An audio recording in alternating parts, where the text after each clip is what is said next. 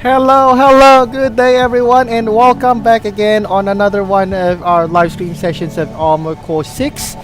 And as usual, we'll be playing on with the online. This live stream will solely be dedicated in playing online matchups on the nest area. So strap in, guys, and yeah, get ready and power up your mechs because we're in for a mechanized warfare. So yeah, also before we begin, I would just like to ask if it's okay with you to kindly like and subscribe on our videos. It will really help us a lot when it comes to YouTube algorithm. So there we go, and let's begin and let the arena starts. Oh, and huge shout outs by the way to those who would participate on my chat. Thank you for dropping by. I don't really know what to say and how to thank you. Thank you enough for dropping by and dropping by a message. It's really something. It's something that something that I should really thank for your dropping by on the message. So anyway, let's go.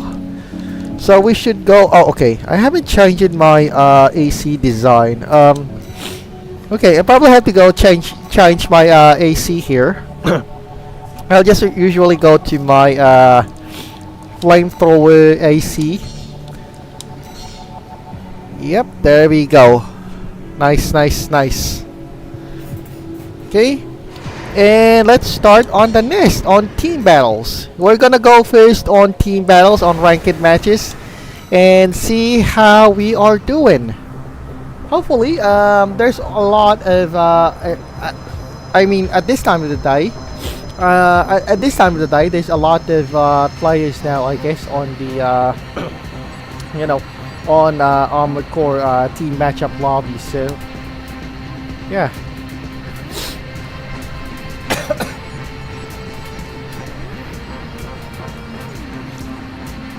Okay, so let's just wait.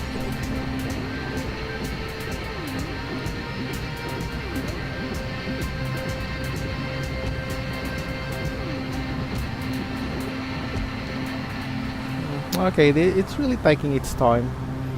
And of course, just to mention, Armored Core unfortunately does not feature crossplay in between devices. So if you're playing with PC, you're definitely fighting on PC. So if you're using on Xbox or PS5, definitely your opponents are also on Xbox and PS5. So we're okay with that. I don't really find any problems with that, but it's more like I guess the devs of Armored Core 6, they probably be just safeguarding the player fans from cheaters. So that's okay with that.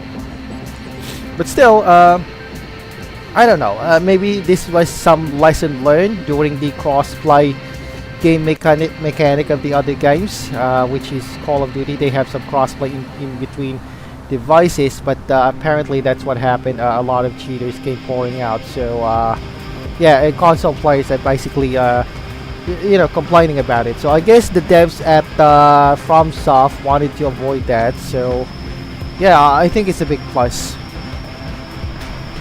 I don't know, there's some criticism over here on when it comes to online player matchups, like also no voice chat. But if you think about it, the main reason why they I think the main reason why they didn't include that here on online gameplay is because probably, oh crap, oh my goodness, my cats are kinda, give me a second.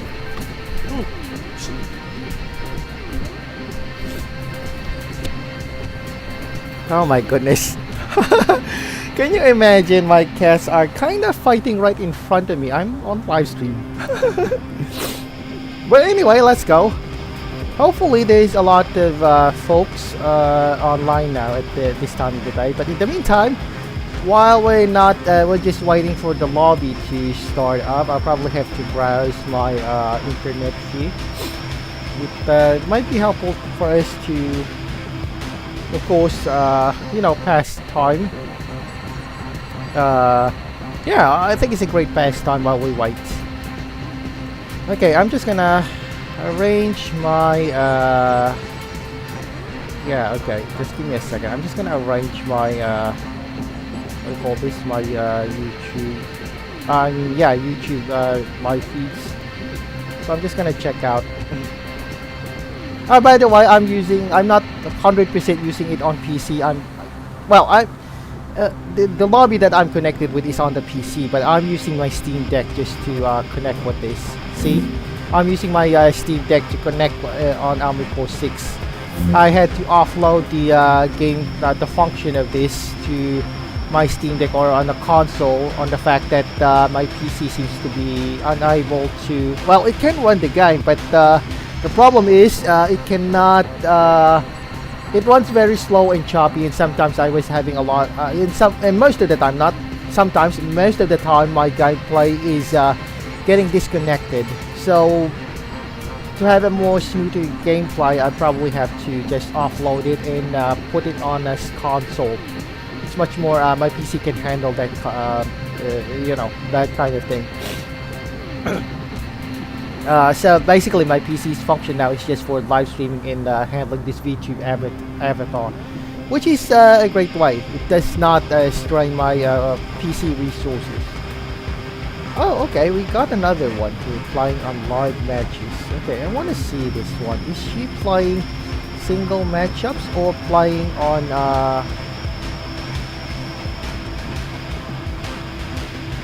right, so she's also, oh, she's not at the lobby. Okay, so this is something. Maybe I'll subscribe because she's using a Steam version.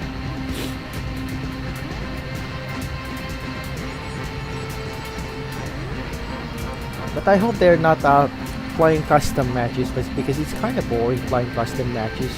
You definitely know your opponents compared to ranked matches. There's the thrill of fighting your opponents. There's a thrill of fighting your opponents that you do not know. For all we know, your opponents could be stronger. For all we know, they could be weaker than you. But anyway, let's see this one. Ranked match. Come on. Okay. I'm just gonna type. Hey, fellow Ravens. Good night, fellow Raven. Okay. Your channel and see you in ranked matches in AC6. Alright.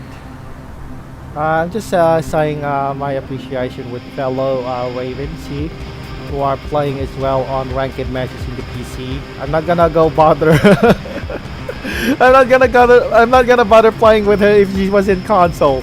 I prefer PC since this is that's the lobby that I am currently joined with.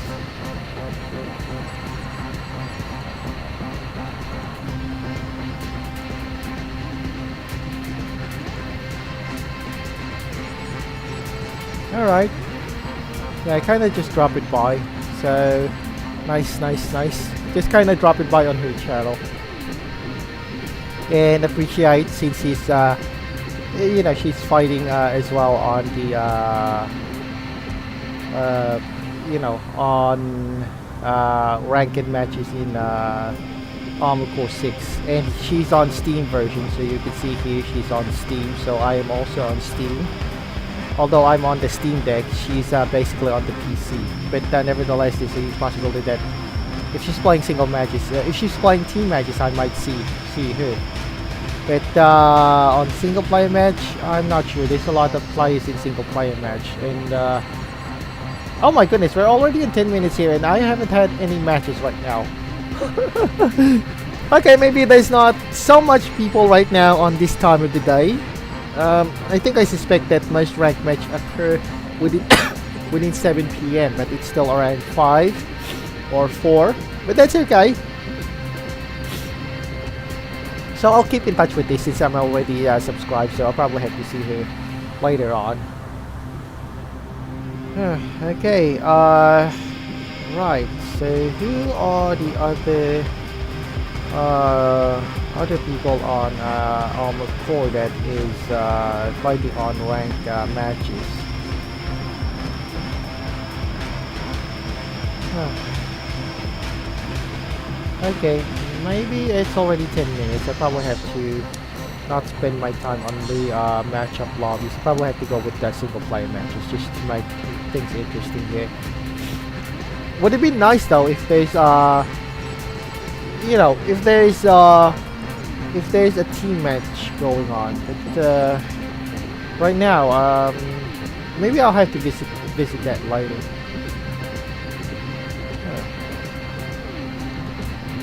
Right. Alright, what else?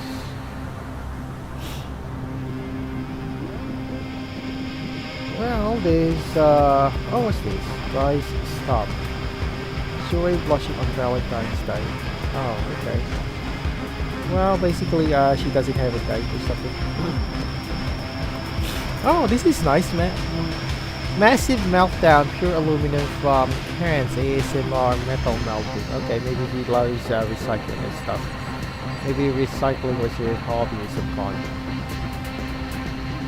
Right. Dark Secrets of Ancient Vermilion. Oh, okay. Armies. Oh, see. Okay. Let me hear this one. Chiaotzu, Tien, Gohan, and Mr. Popo. Kami tells Yamcha that they need to prepare soon, as they are eventually greeted by Korin with a bag of senzus. Kami tells him to meet him at his temple before leaving. Vegeta and Nappa catch wind of Raditz's death. They trick a random squadron to finish their job, while the two Saiyans make their way to Earth. Kami arrives at Yema's, and the Z fighters begin their training to prepare for the Saiyans. Yamcha trains on Earth, while the others train with King Kai. Frieza's squad arrive on Earth first before the Saiyans. Yamcha and Roshi stand off against Frieza's squad and makes short work of them, defeating them with a Super Wolf Fang Fist. Hui finds out about Vegeta on Earth and also heads there, while the Red Ribbon Army find Raditz's body, analyzing the scene. Krillin and others get wished back, and they all fly back towards Snake Way before Gohan finally arrives at the end of it. As the hell, they arrive, never buried destroys Raditz? the city as usual. Before they send They just Yamcha's left him energy lying on the flies ground. Oh my finally goodness. standing off between the two. This manga is dark. In a world without Goku, Raditz already kills Chiaotzu, Tien, Gohan, and Mr. Popo. Kami tells Yamcha. Okay. Okay, I'm just gonna comment with this one. It's an alternate scenario where there's no Goku.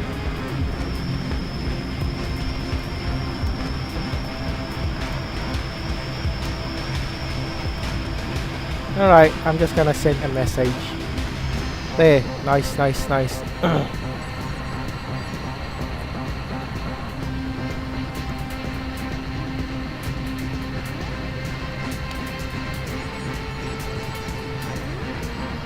Okay, well anyway, yeah, let's try to see who's online right now.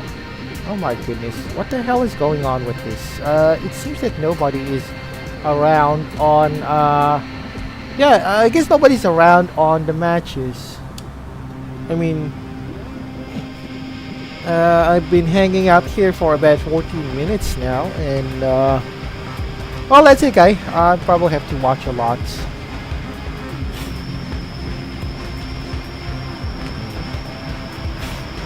Yeah, Ghost of Squid and what's this? Right. Let me hear this.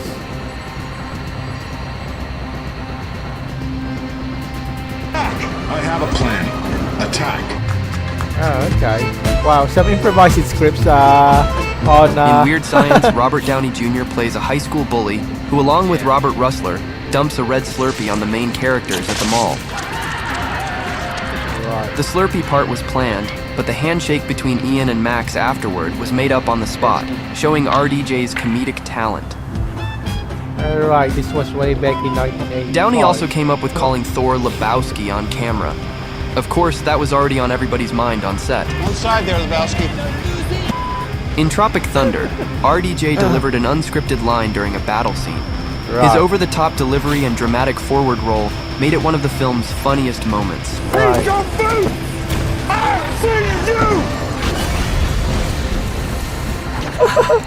In Captain America: Civil War, Right. Tony Stark asking Peter Parker to move his leg so he can sit next to him was because Tom Holland forgot his blocking.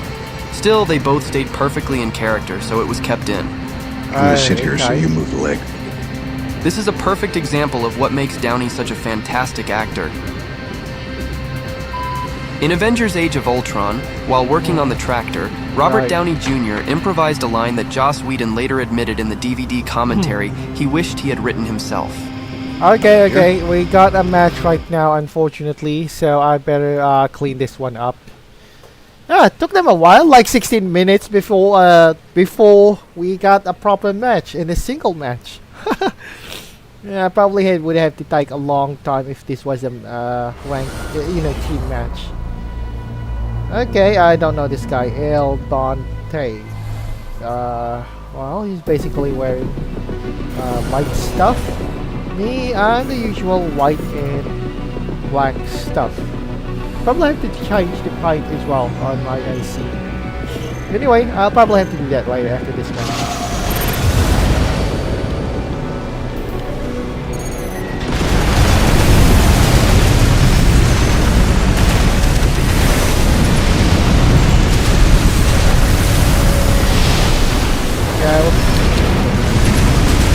Well, we're doing great when it comes to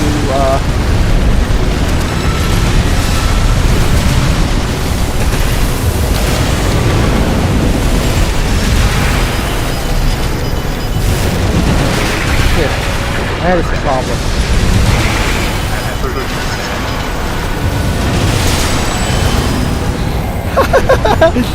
Oh my goodness, that was recorded. I kinda kick him in the face. Nice. Okay, let's go for the second match.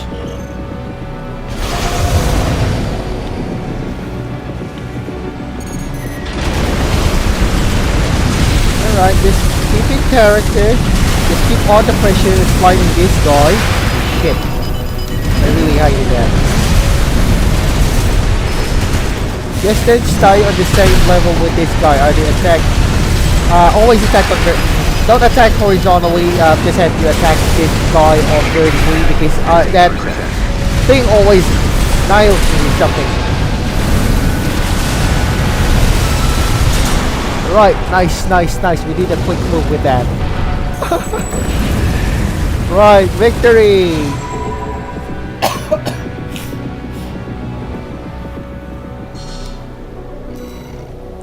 Right.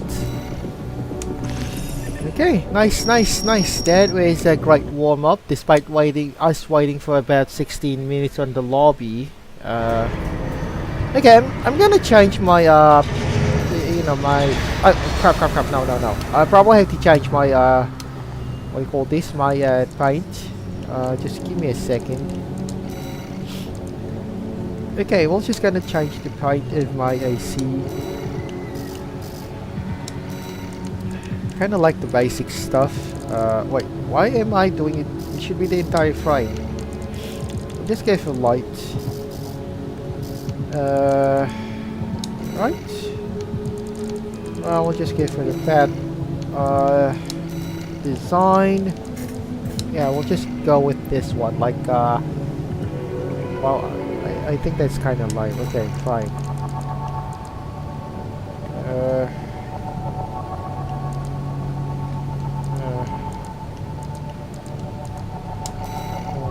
Okay, how about device? Yeah, I'm gonna go for blue light. I like red because it kind of stands out. And the head frame.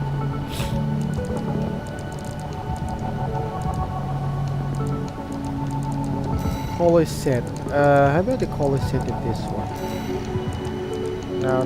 We're not gonna go for blue. I dislike blue. I am going to go for red.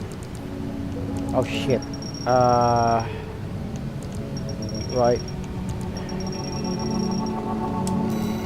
Okay, how about yeah, this should be red as well. Yes.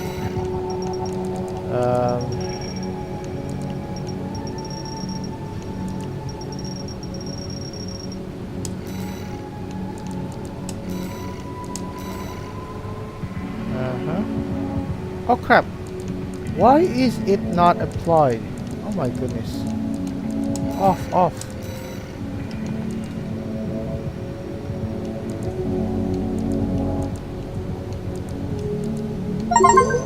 Oh crap. Okay, I guess I am now on a low battery mode. I probably have to yeah, switch on the charge it.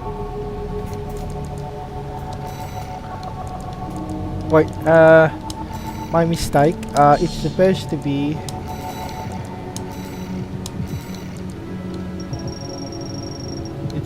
black or something. Yeah, okay. That's more like it.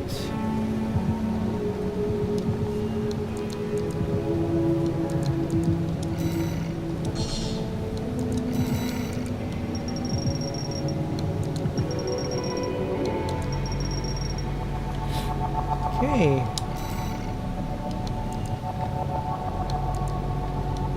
Wait. Okay, we're just gonna go for an optional, we're just gonna make this, black or something. There! Okay, at least we got a unique head. Our head is basically black and red.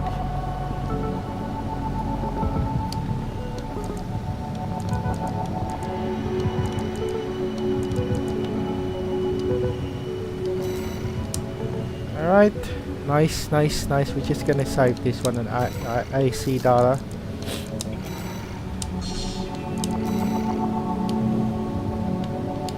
Yeah, I want it color blue, like you know, the Russian stealth fighter. But anyway, that's okay. Alright, let's go now on ranked match. We'll probably have to go to team matches. Okay, we'll just wait this one. In the meantime, I am just gonna enjoy my time watching this stuff.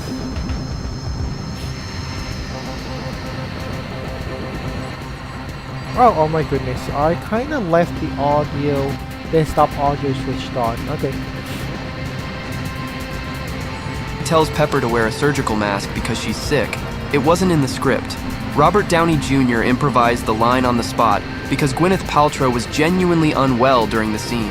I need you to wear a surgical mask until you're feeling better. Is that okay? That's rude. In Avengers Endgame, Tony Stark's death scene wasn't fully planned. Tom okay. Holland shared that only a few people were on set.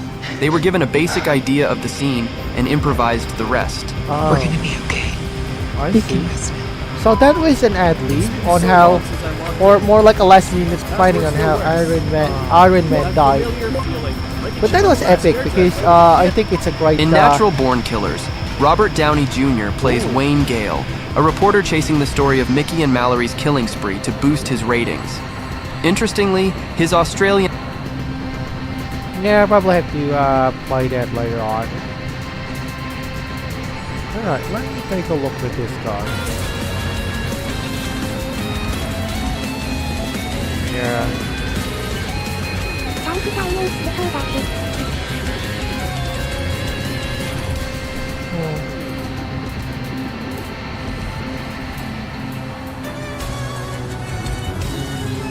Okay, I guess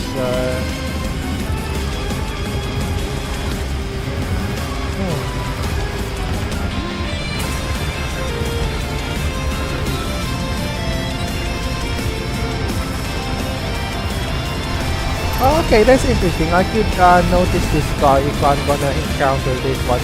She's kinda, you know, put her ID here that says she's a YouTuber. Okay, well that's nice. It's really nice.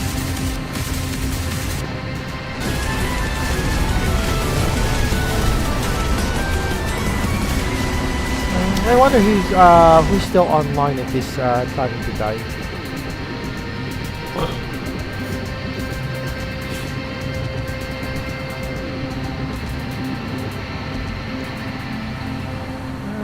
All wings explained. Evolution of Sam Wilson's wings.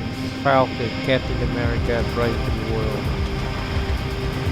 For the okay, first part yeah. of this video, we'll talk about the evolution of Sam Wilson in the MCU. First as an Air Force pilot, Yeah. then as the Avenger known as Falcon, followed Right. by his time as an independent contractor for the military, PMC, and finally okay. as the new Captain America. We'll also be breaking down the details about the 4 different sets of wings he's used, as well as the rest of his gear like his goggles, firearms, etc. Side left. Come on!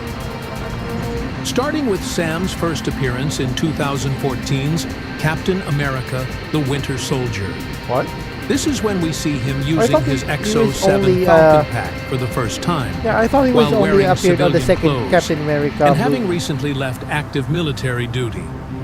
These wings were an experimental prototype created for the Okay. Air National Guard. Right. The only other known user of the device was his late friend, Riley. Sam's other gear during this time included a collapsible pair of submachine guns, as well as basic goggles for eye protection during flight. This Right. is Sam suited up, showing great aerial maneuvering skills, avoiding anti-aircraft fire. He also proved himself to be a decent combatant, being able to hold himself against an expert fighter like Brock Rumlow. Unfortunately, these experimental wings lacked durability and were easily torn apart by the Winter Soldier. Yeah. Oh well, probably have to, yeah, that was a nice information, but no thanks, I'm not gonna go for YouTube Premium.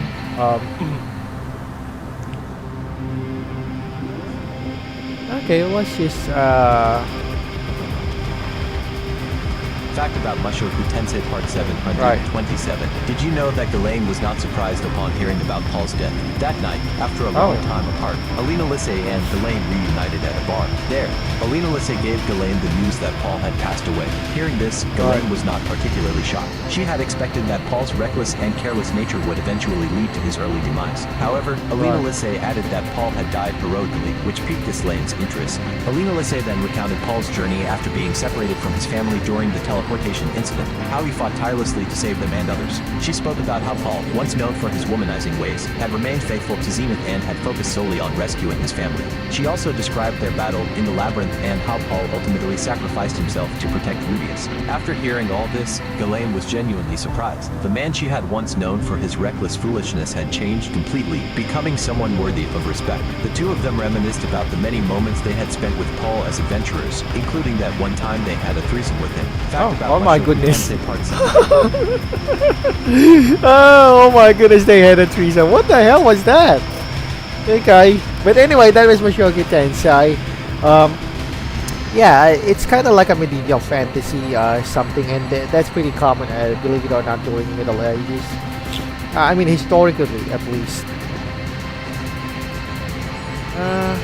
Jack Doherty. Okay, this was a streamer from Kick, but he always gets himself into trouble because of his arrogant behavior. But who am I to judge, right? On his ego. Oh my goodness, I'm already 30 minutes here on the lobby, and no one is. Fine, probably have to go to the single player matchups. I guess no one's around. Oh, this one is also playing Armored Core at around 9 PM. This is interesting. Yeah, notify me so I can bash her, or at least fight alongside with it. No, I'm not. Oh crap. Okay, we'll just subscribe and notify me. Right.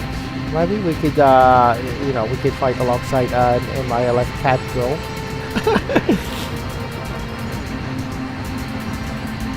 Oh, okay. This is for those hobby collectors aside from Gundam. Armored Core 6. Play, this kind of set. Play toy set.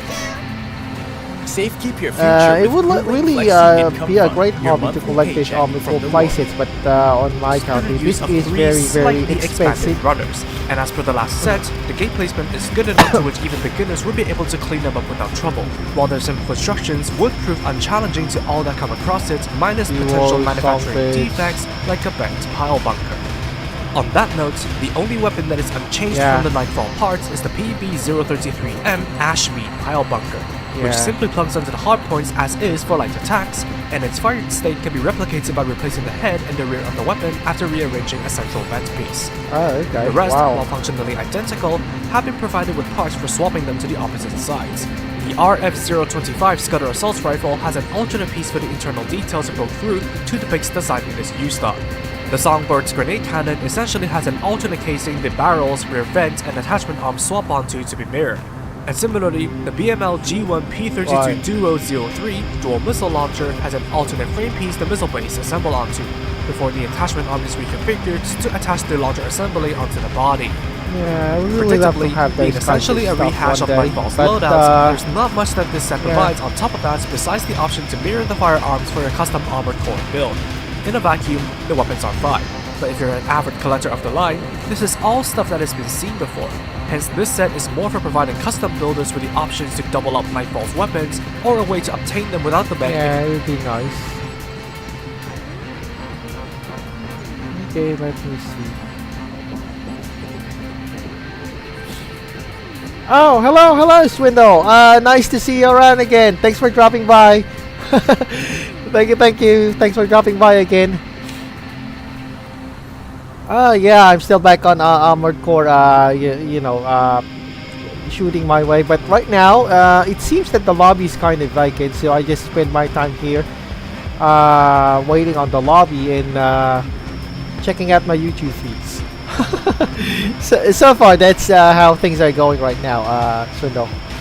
And I don't know, I think at this time of the day, I think no one's around at the lobby, even in team matchups. I'm currently on the single rank.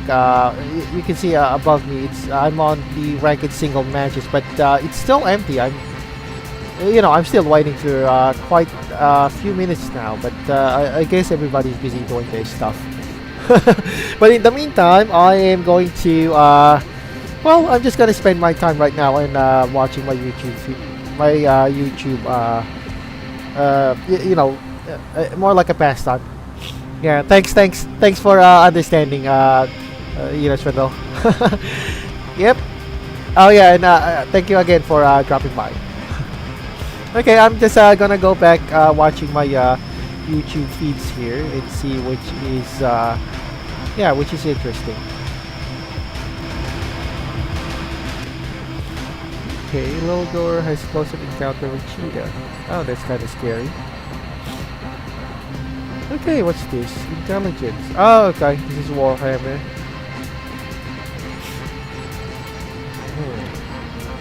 Shredding paper with Lego gears.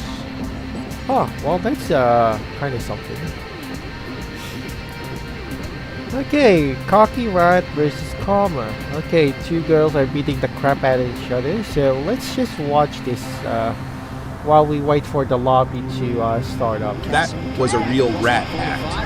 At UFC 243, oh my goodness. Nadia Kassim Crap. faced a shy... Right. I'm already on it. Oh my goodness. I did not see that coming. Right. Oh well. At least we got another match.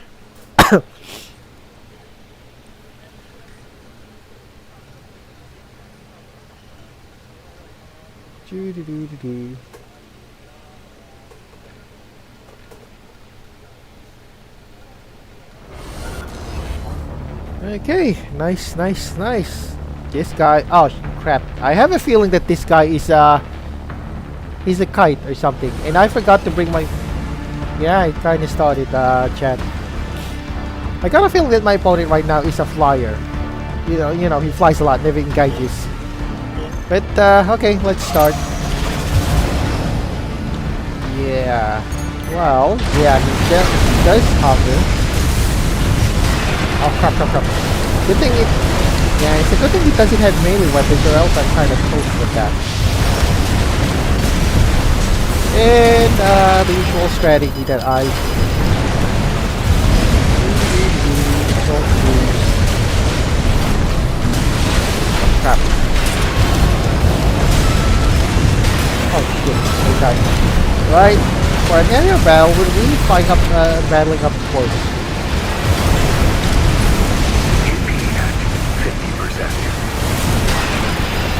He's not really... Well, his AC build is built for long range fighting, not 30%. Yeah, okay. Nice. We got what we won on that phase. So okay, next phase on the match. Right.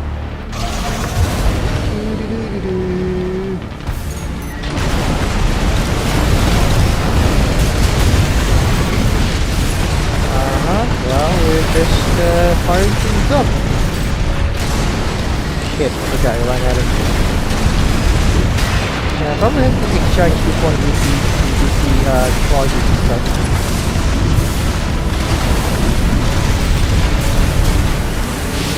Alright, we'll just have to keep ourselves closing up with this guy.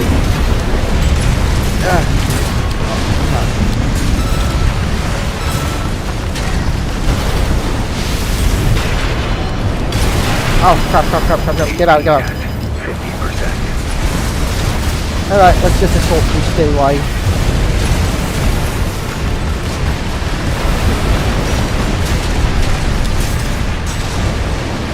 AP at 30%. Alright, let's go.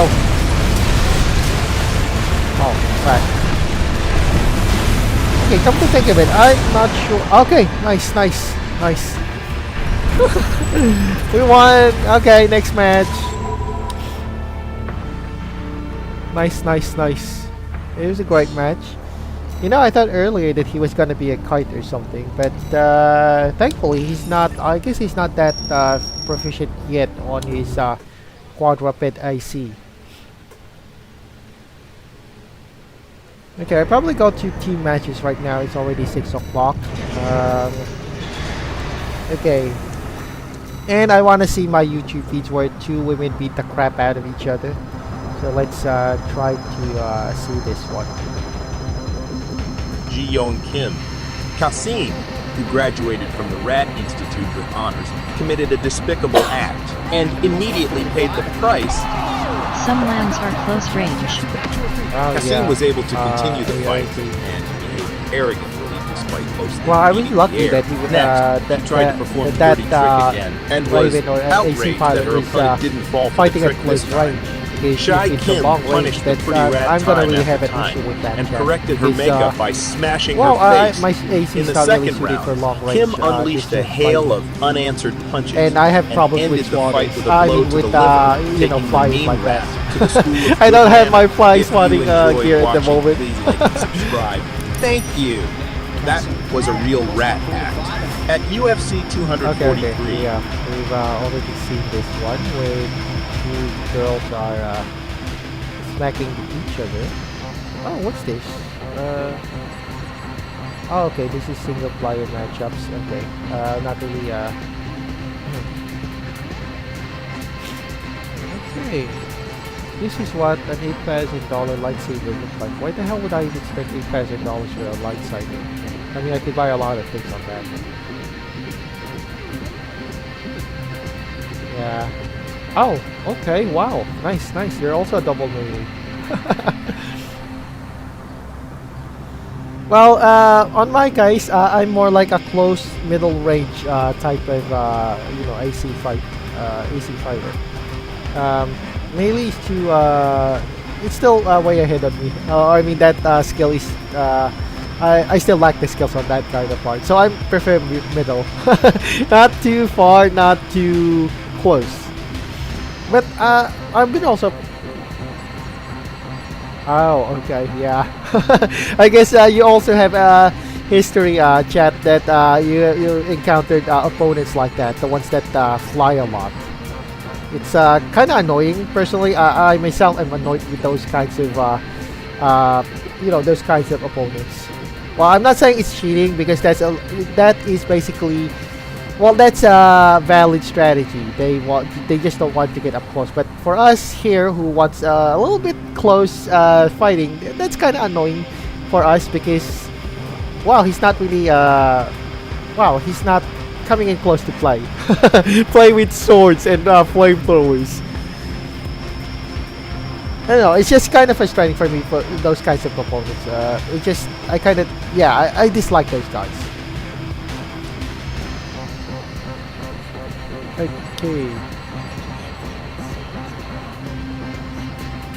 Yeah, I just have to be patient when they make a mistake.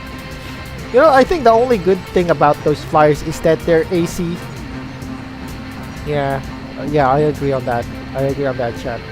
You know, the only thing good about those flyers, I guess, is that they're mostly light. Their builds are very light. Like, their armor is very low. So with that time, if you know, if we get lucky, 1 or 2 shots could bring them down. Like swatting a fly.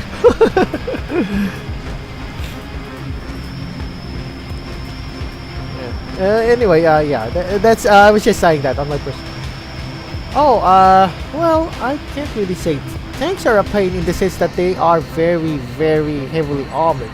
I mean, I don't have any problems with them fighting up close range. In fact, I kinda like them fighting at the close range. But the thing about tank built ACs is that they're very, very, well, they're very strong. That's why they're called tanks. I mean, even middleweight ACs like mine should have been put up with that kind of attacks. But tanks are very, well, durable. But anyway, that's their. Those guys are basically have a different play style. They're probably more engaged in heavy firepower and up close. Yeah.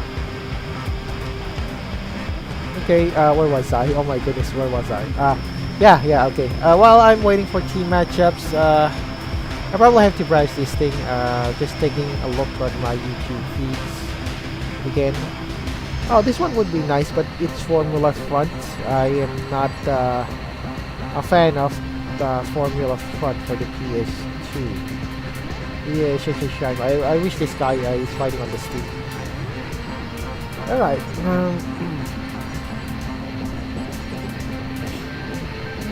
Okay, who else is on mine? Oh god, he's restoring an old PSP. The look of that PSP is the former user of that PSP. Is he putting out a bomb using that?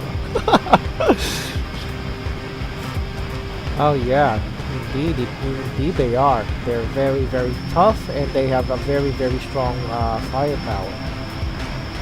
I agree with that, chat. Aggro tanks are, well, they're really difficult to deal with as well. Oh, what's this? Clerk. Okay, some middle schoolers are fighting medieval style weapons. And I want to see how this happens. A durable weapons platform chasing you, LOL. Oh, okay. Durable weapons, yeah. Well, at least that kind of saves us from trouble, chat. Of chasing them around. They're the ones chasing us, so it's the other way around for them. Okay, a tough girl got beaten by a nerdy kid with a big fat sword. Kinda like that. He thinks he's tough, then he ends up being knocked out by a large, a geek kid with a large. I can imagine what happens if this was an actual medieval fight. You know, you got a tough, girly barbarian that got hit by a nerdy farmer with a big sword. Okay, but anyway, that is a nice clip. Okay, I beat. Yeah, that's the thing. And pray that our armor lasts longer than theirs.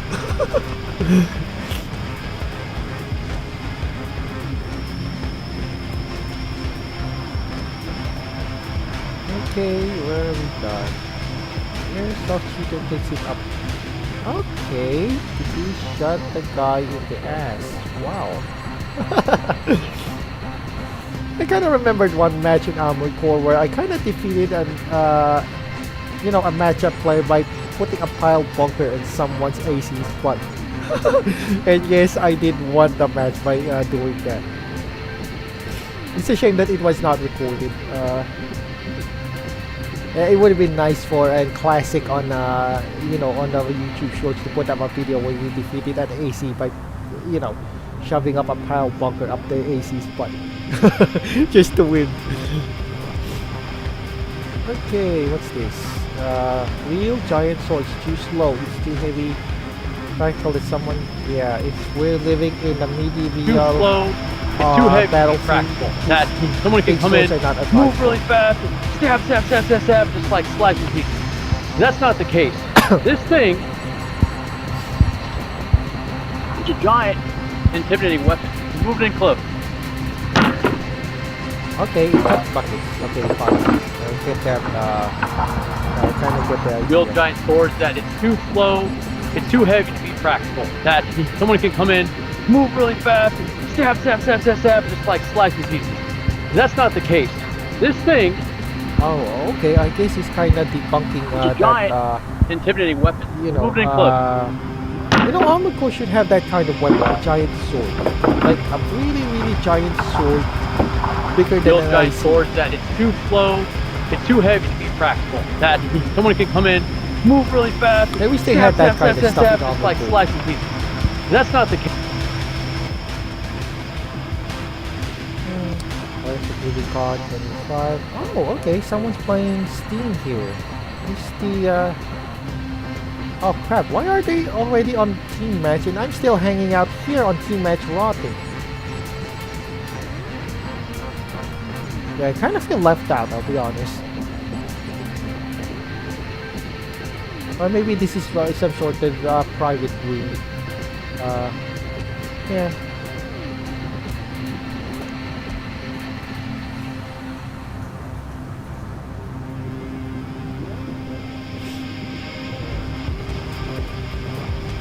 And maybe these are private matches. We'll probably have to.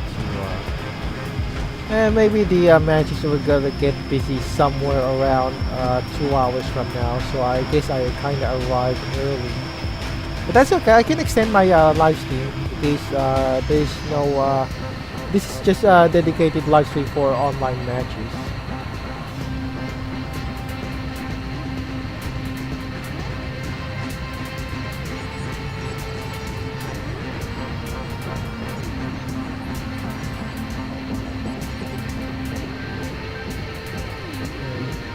I would love to join up there, Fry, because but for now I'm kind of sitting here just the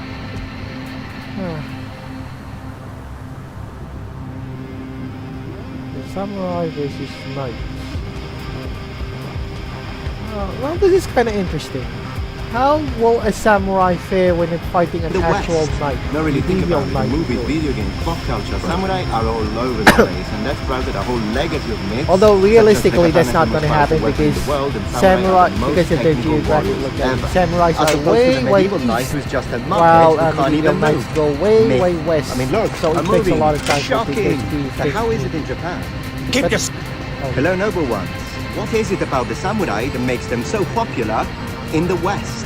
No, really think about it. In movies, video games, pop culture, samurai are all over the place, and that's sprouted a whole legacy of myths, such as the katana is the most powerful weapon in the world, and samurai are the most technical warriors ever.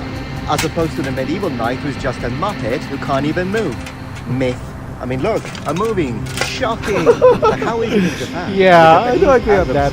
The mobility is kind of problem with that. In the 4 years that I was in Japan, I noticed that people don't really give a damn about the samurai. I mean, look at the JRPGs. They are full of blonde knights with blue eyes, medieval castles. They might as well call them European-inspired JRPG. Of course, there are exceptions, but what it boils down to is the grass is always greener on the other side. Literally. Hello, noble ones. What is it about the samurai that makes them so... Right. Okay, I kind of understand that part. Well, it's kind of the other way around. If you're living on Southeast Asia, most, or Eastern, or in Asia in general, most of the Asians are kind of fascinated on medieval knights, while the other way around, on the Western side, they're mostly fascinated on samurais. That's what I'm thinking is an Asian guy. Right,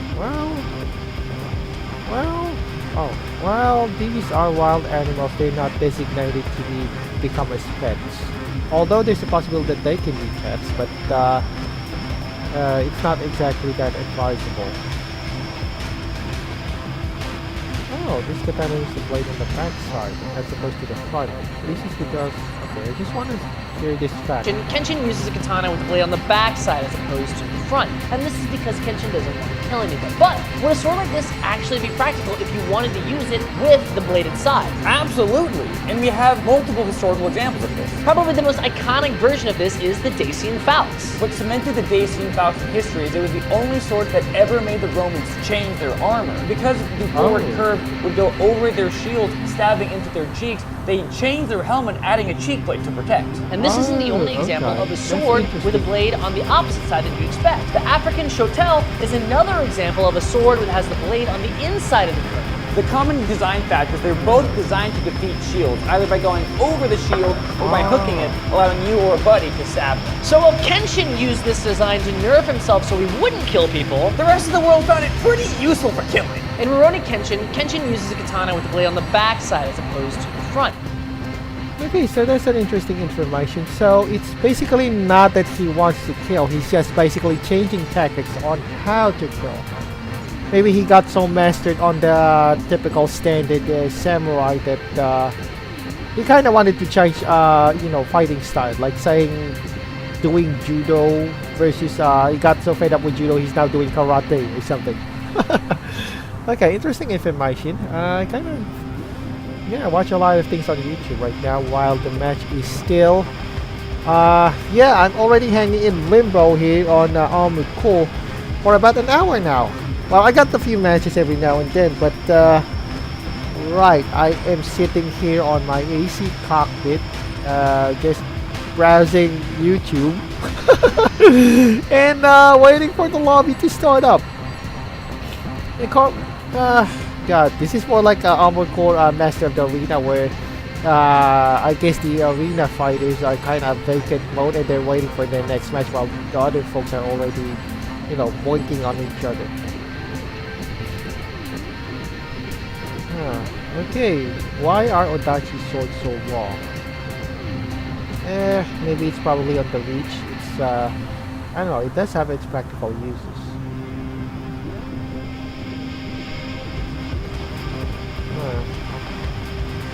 Oh, Goku SSJ for Super Saiyan 4 versus 3rd RE World. Nah, Dragon Ball maybe. Yeah, it's a really slow day. You don't say, chat, you don't say. But yeah, I'm already in limbo here on the lobby for yeah, I'm already on limbo here on the lobby for an hour. Think of it as I kind of remember those things in Armored Core Master of the Arena where I'm sure if somebody, an AC pilot, is waiting for his turn to fight in the arena, so he's probably chilling out inside his cockpit and watching, who knows, maybe a YouTube version in that universe. In my case, I'm waiting for the team matchups, and the team matchup is still ringing. So I'm just spending my time here, chilling out on YouTube. But oh my goodness, I guess there's not a lot of folks right now. Or they're still, I don't know, maybe on their hotel room boinking their girlfriends or something. But anyway, I can't blame them. It's after all, it's Valentine's Day. At least it's already 15, but you know, there's always some time to be you know, doing their stuff at the hotel. And anyway, okay, I probably have. I think team matches are kind of cooked right now. I'll just go with single matches. I may have some luck too. In the meantime, I'm just gonna go back with my yeah, watching some stuff. Oh, okay. Keep the watch. Ah, this is a 1-hour interview. I'm not really gonna hear that as a very long interview about Armored Core.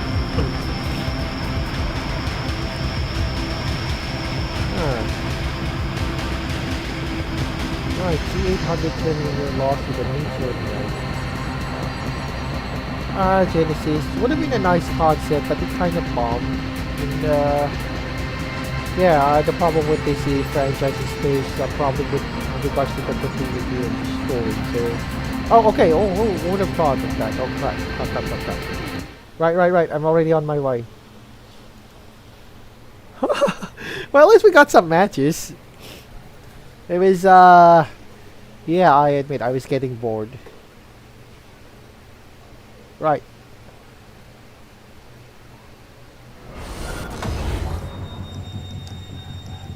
Okay, who's my opponent this time?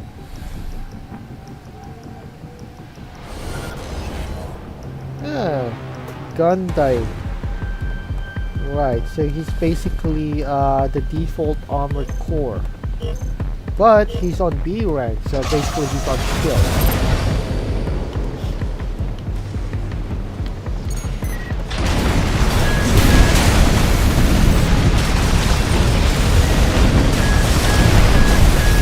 Yep, I can say he has some skill.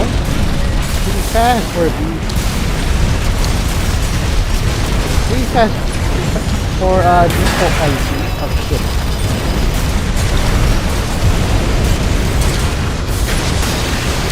Oh crap. Yeah, he kind of got me there. It's a good thing he was not, it's not equal to the alien one, then otherwise I think he could walk somehow. Alright, nice. That was a good match. Right, next phase.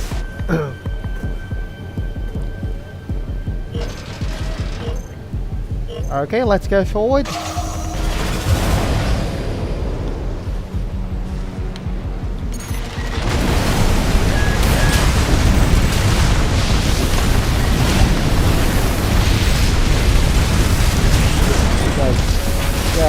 Okay, I'm too far with this guy.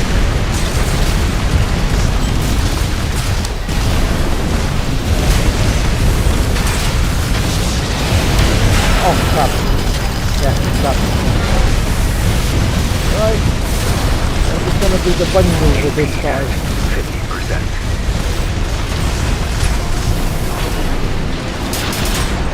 Ah, okay. Nice. That was a great match. Alright, I'm gonna change my AC just to nerf myself. I think this build is, well, I'm too familiar with this kind of build. So I'm just gonna go with the 9-ball build that I had been practicing for some time now. So yeah, I'm gonna nerf myself with the 9-ball. But first, I have decided this. It's really hard to paint the IC or customize the paint. So, yep. And let's go for the 9-ball.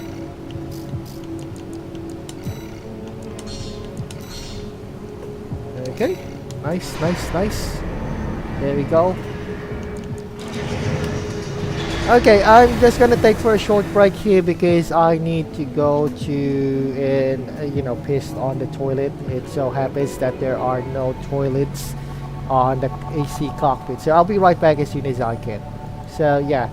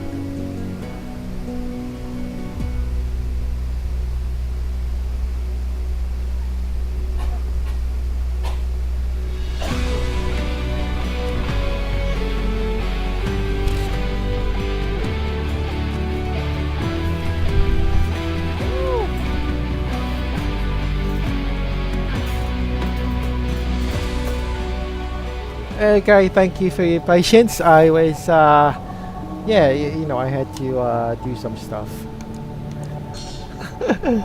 Okay, let's go for ranked matches. Maybe single. We might have some luck. And yeah, we'll go on. Later on, we'll go on team ranked matches. For now, we'll just go watch some stuff on my YouTube feed here.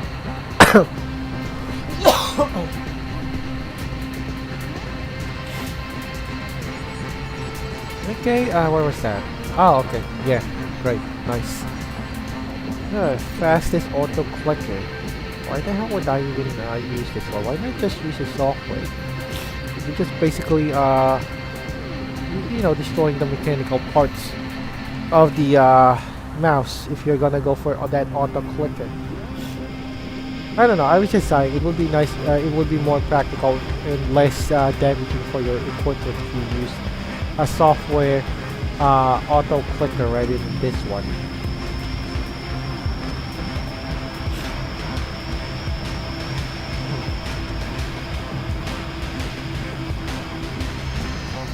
Oh yeah, I know this one. It's 20 years because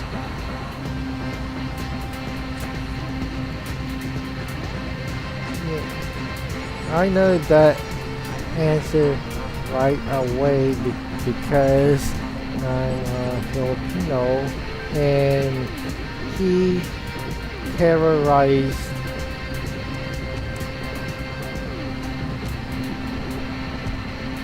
down south for 29 years. And old folks told, you know, folks use it to tell stories about him. Okay, I'm just gonna go continue that later because there's a match ongoing. And that was fast.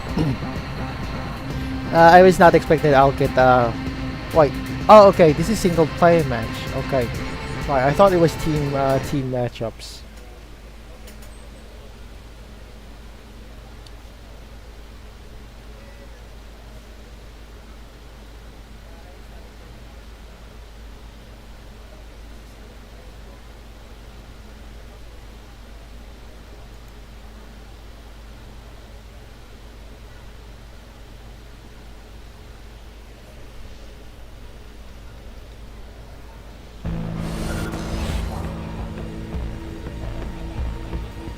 Okay, right.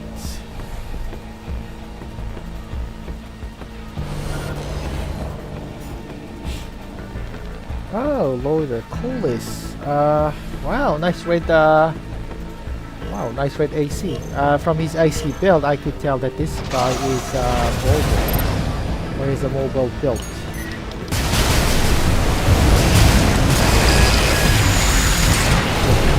Yeah, good thing I kind of interrupted the guy from doing his thing.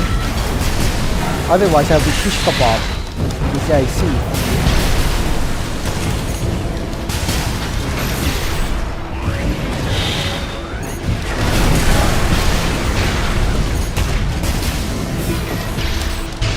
Shit, okay. Alright, you want to fight it, oh, crap. 30%. God, what the hell is wrong with my blade? It's really hard to draw some stuff. Oh, crap. But it's a nice fight. Don't get me wrong, it's a nice fight. It's just that I wish my blade could draw a lot more faster than... yeah, I guess cooldown's not really... it's okay. I don't really mind losing or winning here. Alright, I kind of chopped his face.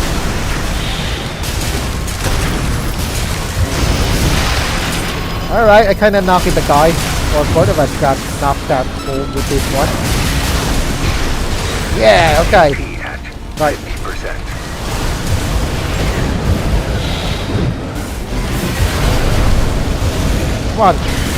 Come on, baby, I'm gonna show you sometime.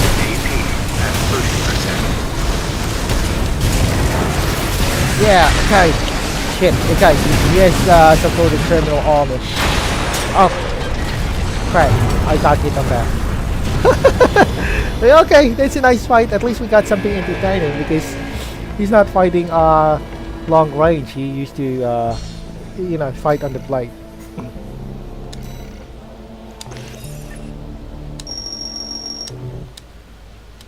Okay, I'm just probably have to go to the team matches. Okay, we'll go for team matches. Okay, right. We'll just wait there, and I'm gonna enjoy a nice, you know, nice quality time with my YouTube feeds here.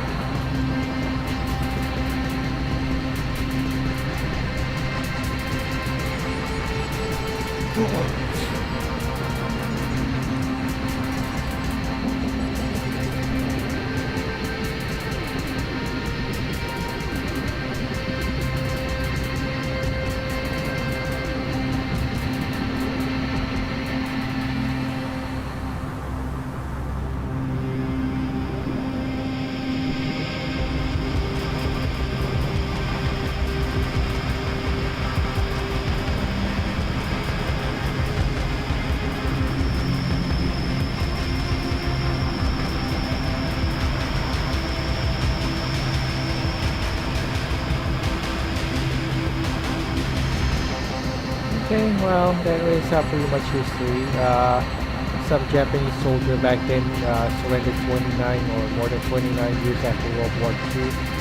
Yeah, some people kind of, well, some people kind of admire that kind of, you know, bravery, I guess, that he wanted to drag on the war for more than 29 years. But for us Filipinos, we kind of view them negatively because he kind of murdered a few civilians during that time on his during those 29 years. And some old folks, I can't say because I'm a new generation of Filipinos now, and it's kind of just some stories right now for the new generation of Filipinos to be hearing that. For us, it's more like some sort of fairy tale boogeyman kind of thing. You know, fairy tales or some stories from old folks. But the old folks view him very negatively because of that. Yes, he might be fighting for a war 29 years ago, but unfortunately those 29 years, those people nearby on his place turns out to be civilians. They're not soldiers anymore. So they didn't like him. And I think if I'm correct about that part, I think local policemen got him on that. But anyway, that's stories. That's nothing on new generations. But the old generation of Filipinos, they kind of feel bitter and butthurt on that kind of story. For me, it's nothing because I myself am a new generation of Filipinos. I am not, I don't feel butthurt about that. For me, it's just history. Anyway, oh my goodness, I'm already simmering here on the team matchups for about an hour and 10 minutes. What the hell are Armored Core players doing at this moment? Yeah, I know, they're kind of spending their times on their girlfriends right now, boinking the beds. Something like that, but oh my goodness. But anyway, okay, that's more like a personal life. I know, everybody has a girlfriend, so who knows, maybe if I had a girlfriend, probably he would be the same, would be skipping out Armored Core for a hotel bed or something. So yeah, I'm not mad at them. Actually, I'm not mad at them. It's just that the lobby right now is kind of empty without them, and I kind of actually miss those guys. You know. But that's their personal life. They had got to do what they got to do. A guy's got to do what a guy's got to do, right?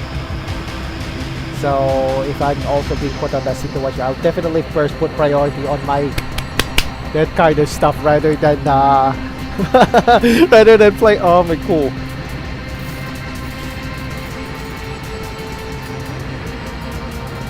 Okay, this is kind of... What is the definition of cheating in Japan? Right. Okay, I want to hear this one.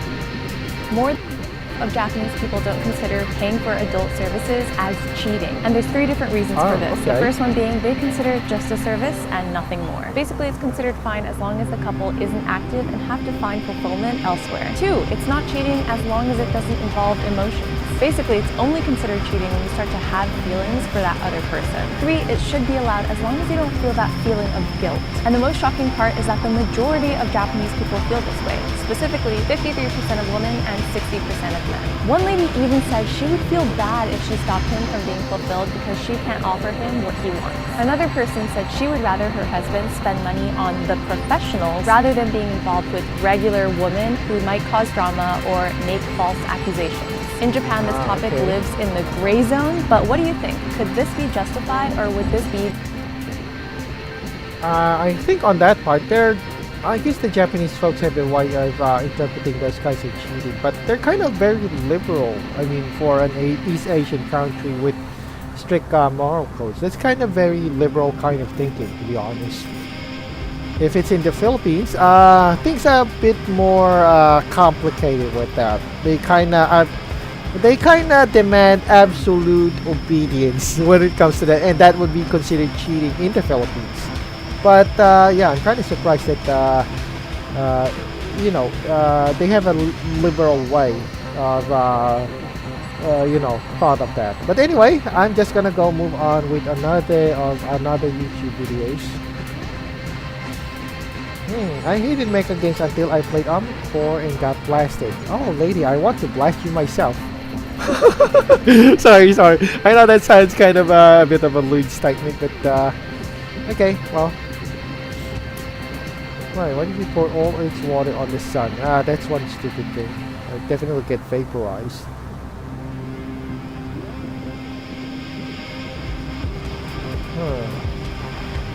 Right, what's this? Female friend stranded by the typhoon. I would love to, but I've had to see this Armored Core matchups.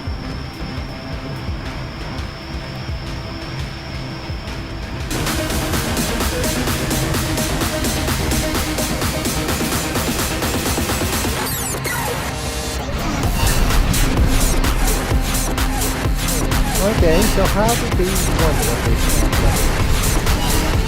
By the way, how do they... Yeah, okay, never mind. I'll probably have to do some role configurations. I have to do some broadcasting using the vertical format. Who knows, I might be even broadcasting on TikTok. Yeah, think about it. That's also a nice, like, great idea. I would love to live stream on TikTok with this one. Oh. Yeah.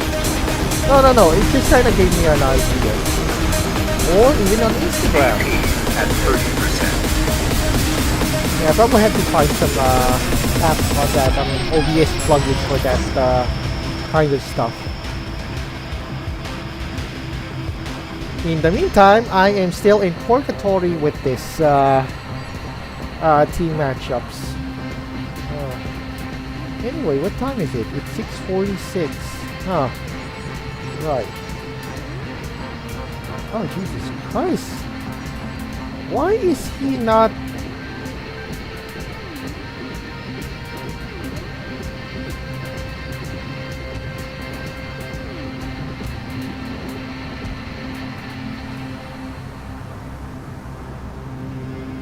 You don't keep...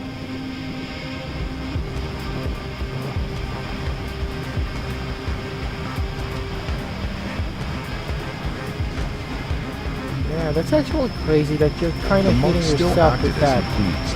I mean, if I have an opponent that looks like that, I might have think that this guy already has brain damage from my punches, and I'll definitely stop because I might kill him. Tactics, using his leg techniques as a decoy, throwing a punch. The arrogant monk didn't defend himself and was hit by 4 consecutive punches. The invincible monk was knocked down, which he never expected. Yeah. This famous he's lucky that he just got knocked down. Most guys who do that end up in the hospital with serious brain damage. Oh, okay, let's speak about Aval. They might be I think they might be playing private match with this one. Because, okay, well that's kind of lame. Alright, 19 seconds. I just want to see this one myself. Are they playing matches randomly on ranked matches, or it's in a private, private lobby? Okay.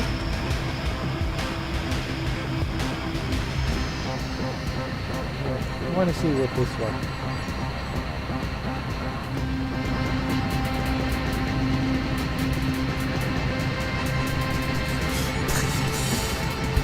シータにキャリーされるシータにキャリーされる S ランドが恥ずかしくないんか死んだ方がいいよということで死んできますねいやーマジ申し訳ない Yeah, they kind of went ahead directly with the matches, but okay, it's not a private match, that's I'm sure. And how come? Yeah, I'm already in limbo here with team matches, but yeah, see? It seems that their matches, they have a lot of matches. Matches are a lot faster than this side, right? Than here on the global side.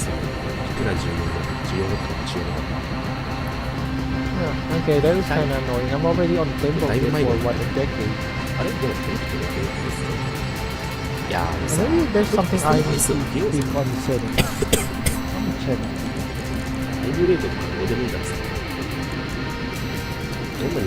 Well, I want global. So that's my region. Yeah, that's my tweet region. Launch settings, online, privacy, check. Stage 3. Okay. So I do not understand why I am not having a match while they are having a quick match, seeing as they kind of entered their 味方が右側にされたらまずい死ぬ気でエリート出てます蹴り飛ばして相手の前に出て視線を下げてで足を上げてお早い Right, we got a lot of fires here. This is the top 100 of the list. あ、ちょっとナイス重傷急に回復受けないでも全然 Okay, yeah, probably just buy something on the shop. I just had to get some breakfast. Oh, that's okay, that's okay. Thanks for dropping by again. Well, currently the lobby is pretty much dead right now. And I could not find any stuff chat on the I guess no one's applying on the team matches, so I'm just gonna hang out with the single player match. But this is kind of weird because on the other side they have a very lively lively match here, team match, and this is ranked match. Ranked match. Yeah, ranked match. This is not a private. This is not a private. A private room, and they immediately have opponents. So, yeah, I'm trying to figure out why. Why the hell is that they have a quick match and I'm here sitting on limbo.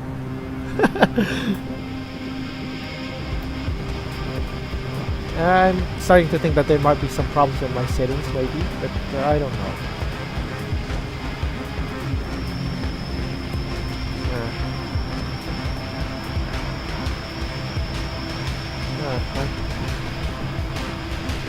Oh, okay. Well, at least we got the new match now. So okay, I'm just gonna go silent this one, and I am going to, yeah. Okay.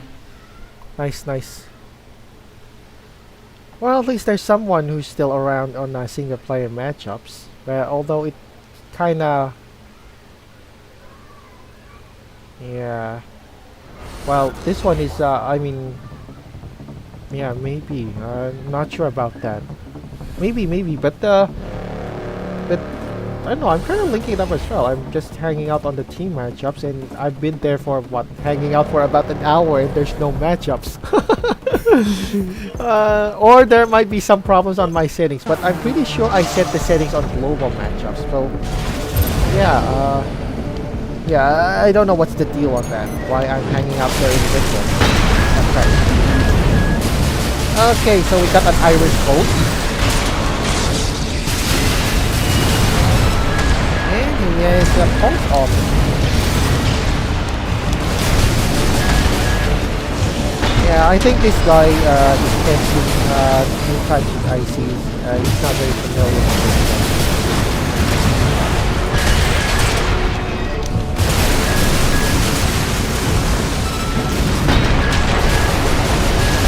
But the thing here is about this IC is that it's a very good right-hand armor. I mean, I'm already, you know, kicking his ass for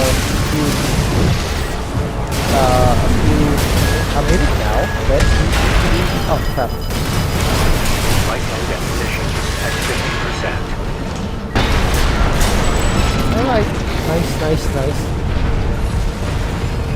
Yeah, I guess that makes the two of us having this kinds of problem as well, chat.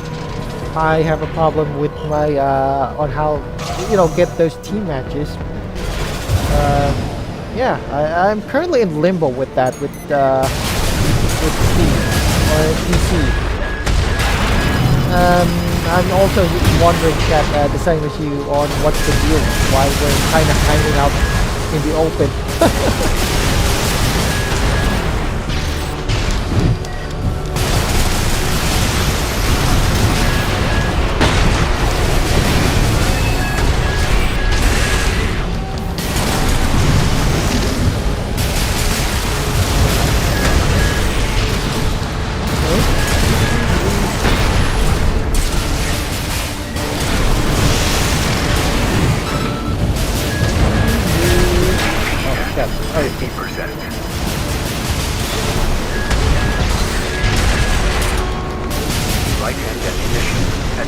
Okay, this is not bothering the stop. Oh, okay. Okay, yeah, okay, so you're on PSN. I did not know that PSN also has the same issue. Me, I'm on the PC and, you know, Steam Deck, see? I'm on Steam Deck, so I'm basically count as a PC player. And the same thing is also happening on me. So I am not, you know, I don't really know what's the deal with the servers or AC servers. The one that I'm monitoring right now on my YouTube is also a PC server, but they kind of have a quick match as soon as they kind of finish the other one. So yeah. And I also found that AC, you know, online matches are not cross-play, so different networks have different, I mean, it would be fine if it was just only PC, but from what you said, it's also happening on PSN. So yeah, I'm not sure what to deal with from software this is happening.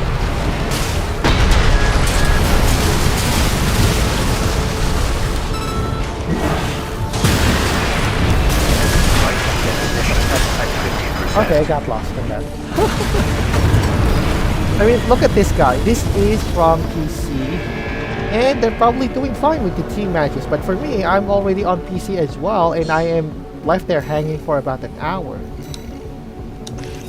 So yeah, there's something going on here. Okay, I'm not complaining, of course. I'm just saying that it takes a long time for me to connect to matches compared to them. So yeah, I kind of feel, you know, left out. So yeah, okay, I'm just gonna go for hangout for the single player match for now. I'm pretty sure I did make the right settings on my, you know, my console chat, but yeah, that's I got no idea why.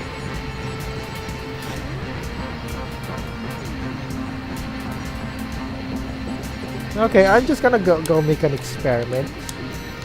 Yeah, I know. This is kind of weird, but I'm gonna set my I don't know, maybe my network settings to matchmaking region to Japan. Okay, this is a wild experiment only. We do not know if this is gonna work. So basically, I'm fighting for Japanese guys.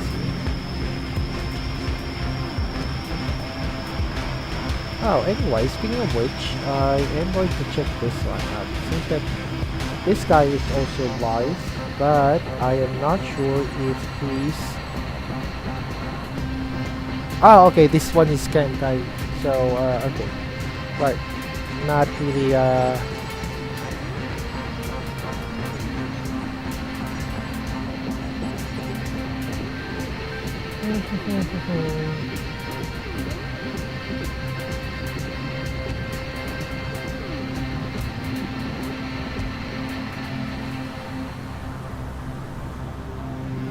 Okay, let's just wait. And I'm going to listen to this one.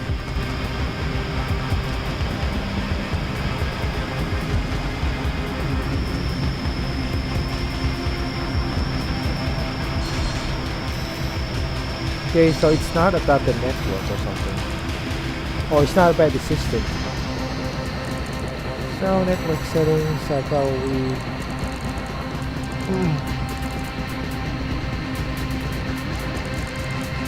I'm gonna go for global. Choose whether to launch the game in online offline mode. This setting will be applied after returning to the title. Privacy.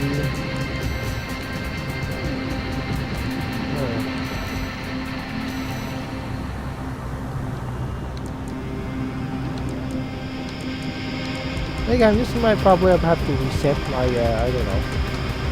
Maybe let's restart my game, something.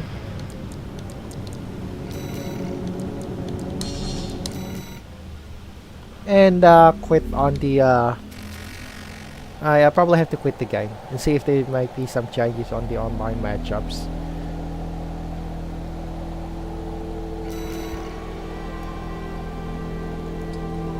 Her father, Pat Weaver, was a big name in television. He created The Today Show and The Tonight Show, which changed TV forever.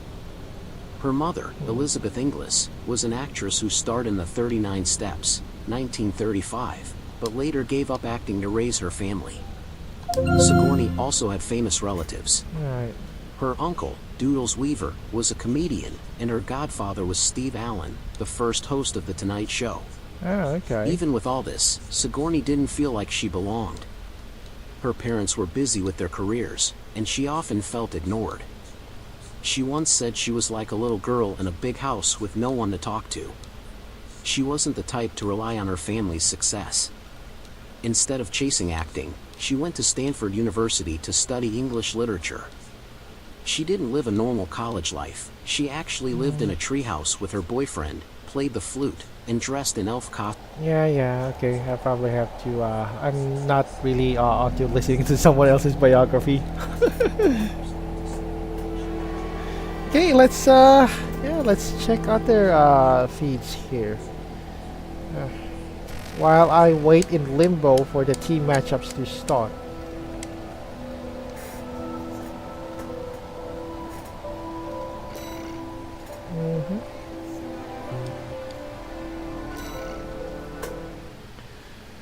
Yeah, okay, this is frustrating in the sense that we're all in limbo with the team matchups, and it will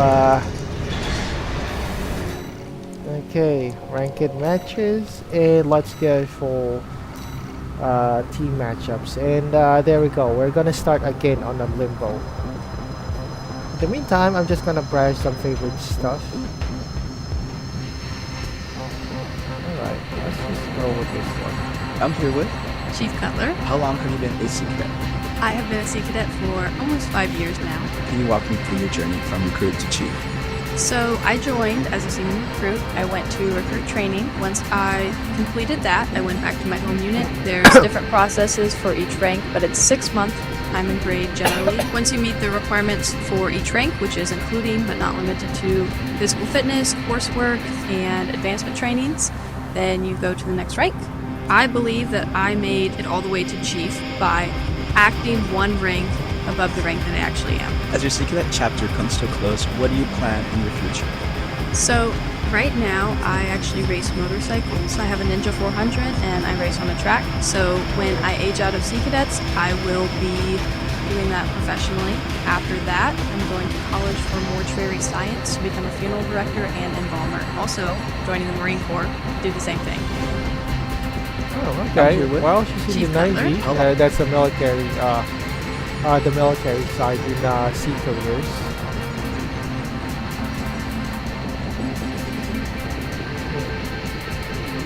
Maybe challenge a martial arts master. Oh, right.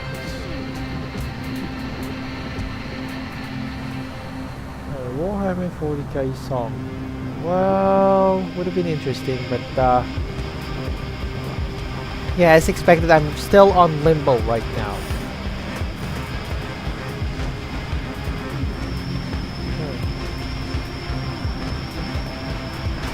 Why was the largest amphibious history? I think it was D-Day. Yeah, okay, nice. Anyway, these are for history buffs. If I recall correct, that was the largest amphibious, largest amphibious. Okinawa was a large invasion. There were about 180,000 troops in the invasion of Okinawa. It was also the cost in terms of large loss. I'll check this out. Okay, we do not know about that. So it would be... Okay, well anyway, that's for history buffs to find out. Oh, okay, let's see a fellow VTuber complaining that she got scammed. I want to see what's this on. So...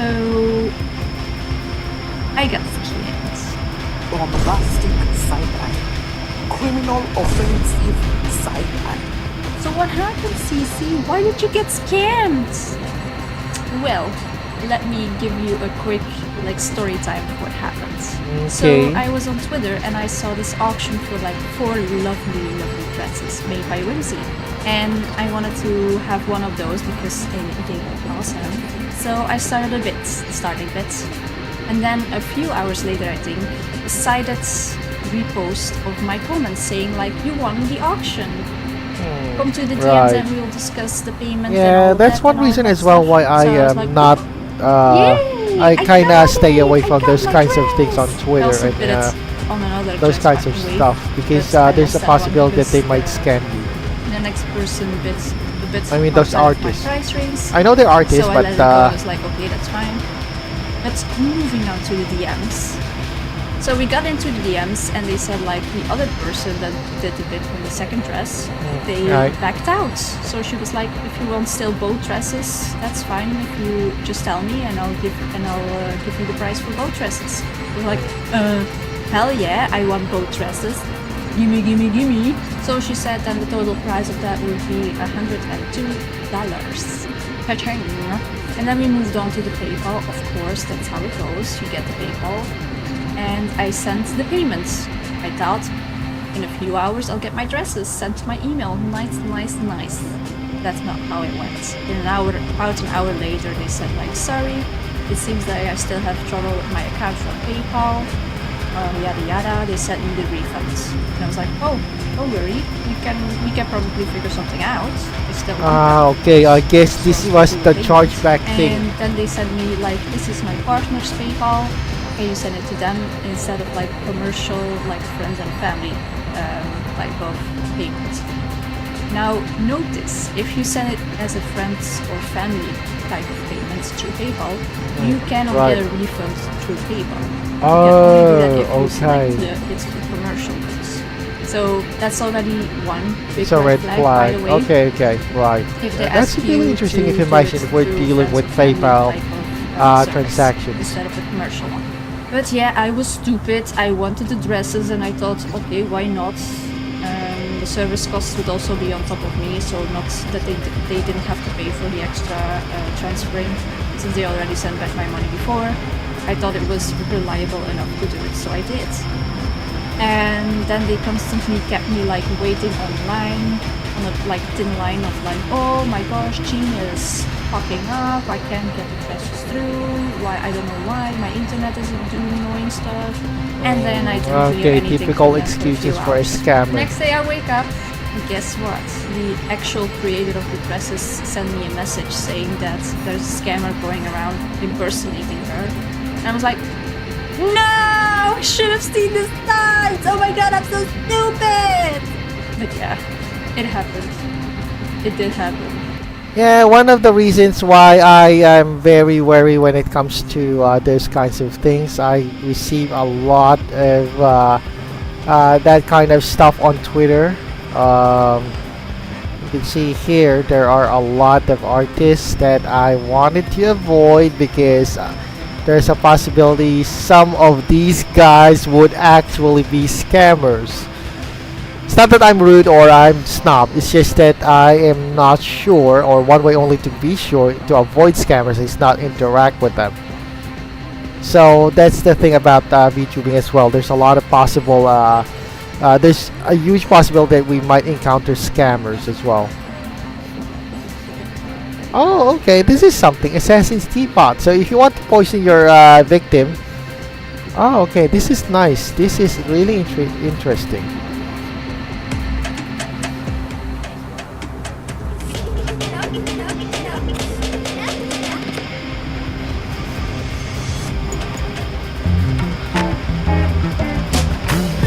Okay, let me see. Oh, wow, this is something. This is an assassin's teapot. It can be used to pour yourself a drink and to pour a drink for your enemy. Yeah. You can then down trying to poison people. Okay, this is interesting. Oh my goodness, sorry, I kind of pressed the wrong button with that. I want to watch this is an one. assassin's teapot. It can be used to pour yourself a drink and to pour a drink for your enemy. You can then down your drink. Yeah, without even no one to prove that the drink isn't poisoned. Yeah. There's no poison in there. Don't very, worry about the very poison. clever. There is no poison. Nice. But then when your enemy takes a drink, they find out that it is poisoned. And by the way, this doesn't require you to spend the last few years building up an immunity to iocane powder. It works. Yeah, this is the Game of... I mean, Cersei from Game of Thrones should have, buy these kinds of kitchenware. No, seriously, they shouldn't buy that kind of kitchenware. Down your drink. Right. To prove that the drink isn't poisoned. There's no poison in there. Don't worry about the poison. There is no poison. But then when your enemy takes a drink, they find out that it is poisoned. And by the way, this doesn't require you to spend the last few years building up an immunity to iocane powder. It works straight off the bat. No preparation required. Yeah. That's because the assassin's teapot can be used to pour 3 different drinks, which I've shown here using 3 different kinds. Yeah, okay, yeah, interesting. By the way, if you plan to poison your enemy, I recommend using liquids of the same color. Do I need to tell the viewers that they shouldn't be trying to poison people, like legally, just that it would break the flow of the video? God, it's not even. Don't they sell that on eBay or Wish or and so long as I say Shopee? out loud, don't try to poison people, then that should have me covered. Okay. Click. The way you choose the drink is by sneakily covering up one of these holes. If you cover this hole, you get a blue drink. If you cover this hole, you get a yellow drink. If you cover no holes, you get a green drink. So 3 drinks in total. Wow. Oh, actually, no, 4 drinks. If you cover both holes, you get the null drink. But how does it work? Yeah, how does that well, work? you know me, if I want to describe how a hydrodynamic mechanism works, I like to make a transparent 2D version of it. I'll put a playlist of those videos in the card and the description. First, I needed to figure out what was going on inside the teapot, and a bit like with the gluggle jug, the only really sensible way to do that was to hit it with a hammer. So you can see there are two chambers here side by side, yeah. and they both lead up to the spout. Additionally, one chamber leads up to this hole, the other chamber leads to this hole. For the 2D version, I don't want to put them side by side because then it would be 2D, but I feel like I can put them top to bottom and it should still work. And here it is. So if I want a blue drink, I cover this hole. If I want a yellow drink, I cover this hole. Oh, basically the and pressure. If I want a green drink, the air I cover neither of the holes. Oh, interesting. And for completeness, here's the null drink. Similarly, I could have a black coffee, or I could have milk, or I could have a milk and coffee. So that's how it works, but why does it work? Why is it that putting your finger over God, the is hole that even causes for different sale on liquids to flow Shopee out? or on When it comes down Lazada? to surface tension, it's similar to this demonstration you might have seen before. Look, I can pour water from this bottle, but if I turn the bottle upside down, no water pours out. The trick is that there's a gauze covering the opening of the bottle. So when I pour it like this, water can flow out and air can flow in. But when I turn the bottle upside down, for water to flow out, air would need to flow in. And for air to flow in, surface tension would need to be broken. Here's another example where instead of a gauze, there's a small hole. The hole's actually big enough to push a straw up into, and it floats to the top of the bottle. It's a really cool trick.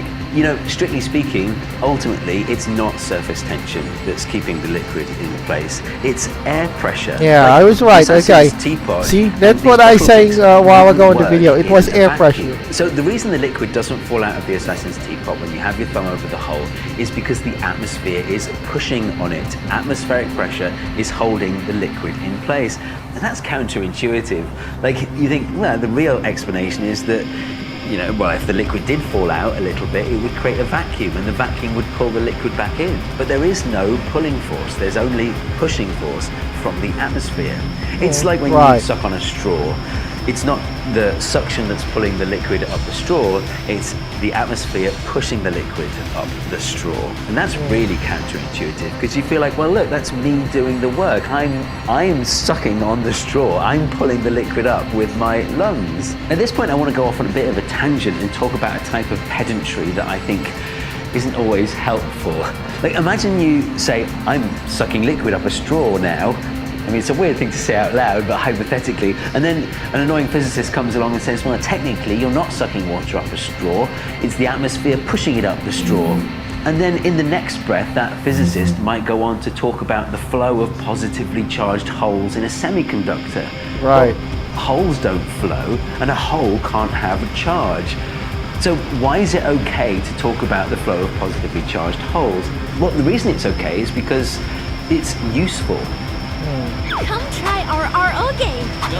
Ragnarok. How about no pay to win, free trade, and lifetime free? But I would also argue that it's useful to talk about a suction force. So long as you keep the underlying physics in mind, you should be okay. Like, for example, you can't just increase a suction force indefinitely. Eventually, when you get to about 100 kilopascals, it stops working because you've run out of atmospheric pressure, the thing that's really doing the work underneath. Okay. Similarly, I think it should be all right to talk about the flow of cold. Like, if I put an ice cube in my drink, the cold Okay, never mind flows with that from the ice explanation. I cube still wanted into the Assassin's drink. teacup on how it works. It's still interesting.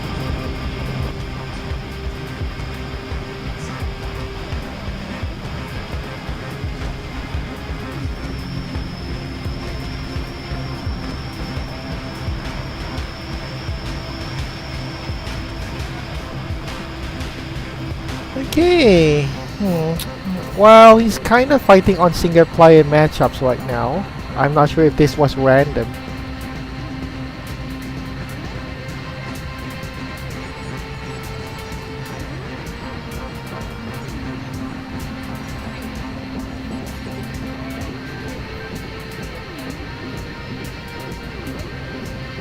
Oh well, this was PS5, of course. Yeah, Armored Core is not crossplay, so I'm just gonna unsubscribe with this. Unsubscribe. It's basically pointless. Why follow something that's yes, I'm organized. Oh, okay, so the match is already commencing. That's okay, that's nice. I'm just gonna go clear out my internet browser there, and let's now fight on this match. Oh god, the whole 2 hours was just spent waiting.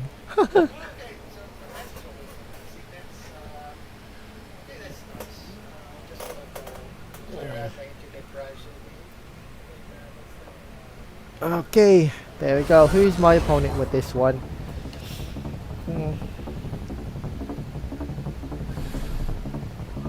Okay, I'm a double B ranker. And this one is a B ranker, but basically also shares the Melander type of weapon with like I have. Oh wait, I'm also on 9 ball right now. Yeah, okay, I guess this yeah,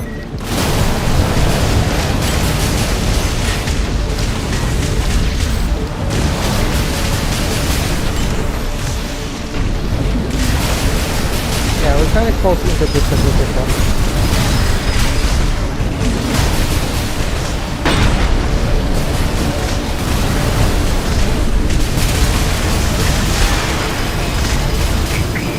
Okay, not bad.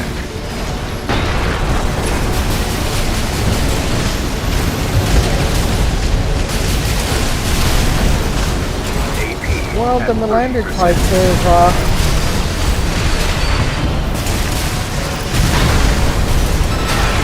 yeah, the Melander type is IC built is basically built for armor, so it has more armor. So that's not a surprise that I'm gonna lose with this round.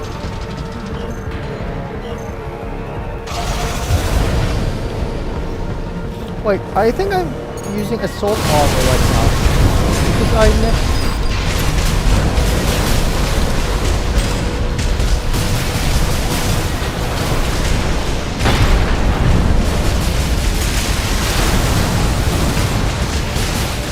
I'll have to rely on this with this one.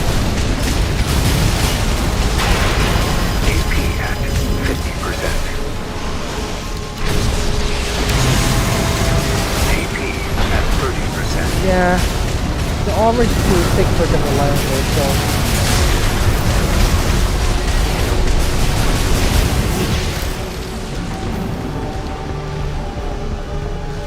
Okay, did we lost on the internet connection? Yeah, okay.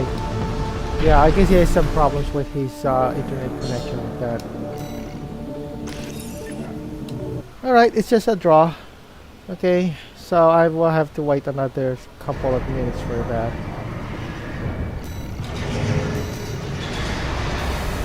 Probably have to change this one. It's not really doing great.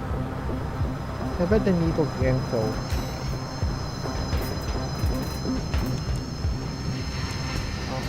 Okay, it has more weight. It has more advantages. It has from 104 to 181.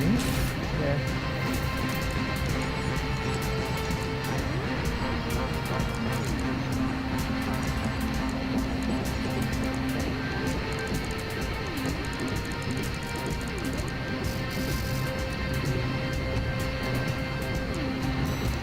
Alright, let's begin the matchups.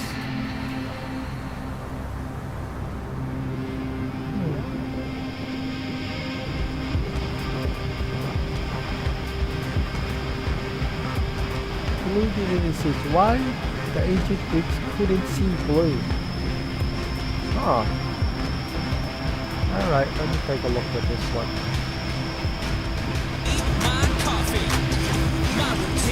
Maybe they lack some certain dye for that, like colored patterns.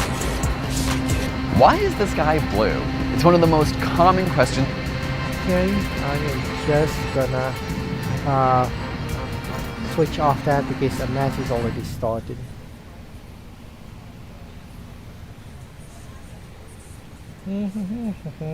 Da da da da da.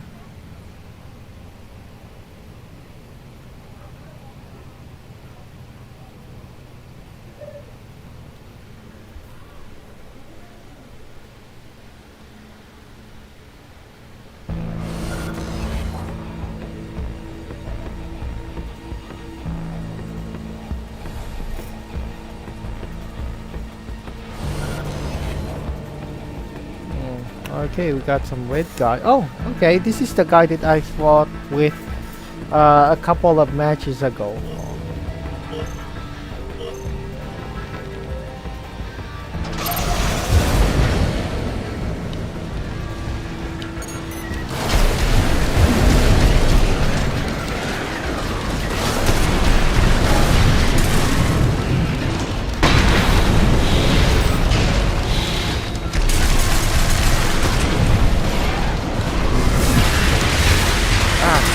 Okay. Oh crap. Shit.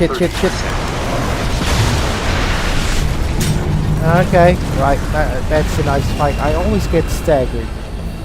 I think the problem with that match was the stagger thing.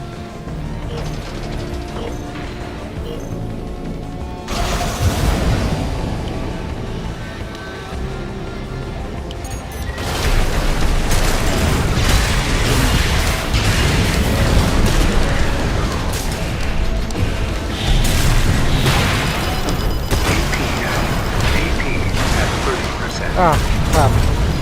That was fast. Okay, nice. That is a nice fight.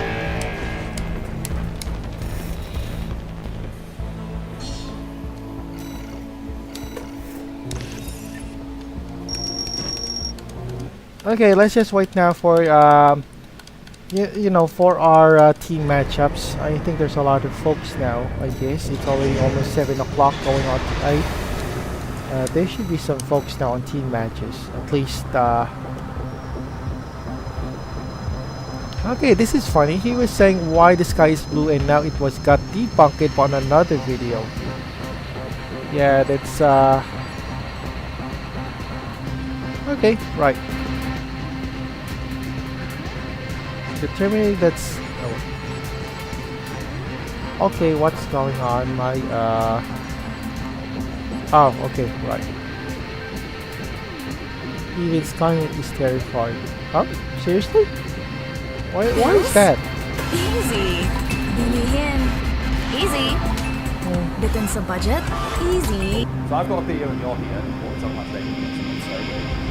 Okay, right. Let's listen on your thing here.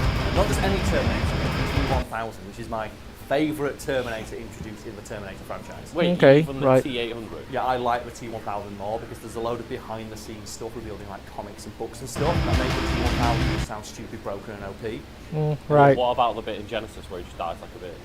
We ignore that. It's not canon anymore, so fuck it. Oh. Yeah. Oh, okay.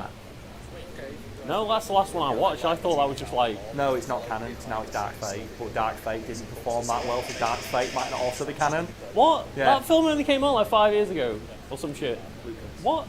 Lucas. That Daenerys in it, Carl. Lucas is fine.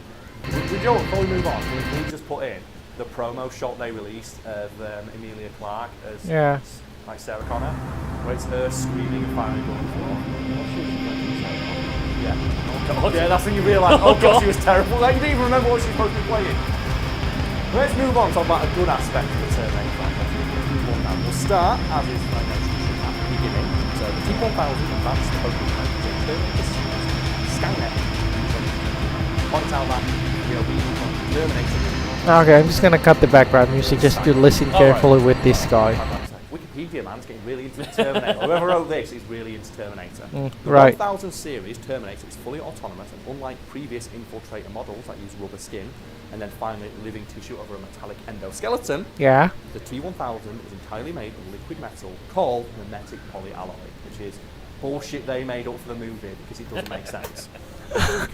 Yeah, I agree. It was a bullshit term. Blades, spikes, or hooks. I think that is one really cool thing is the shape shifting of it.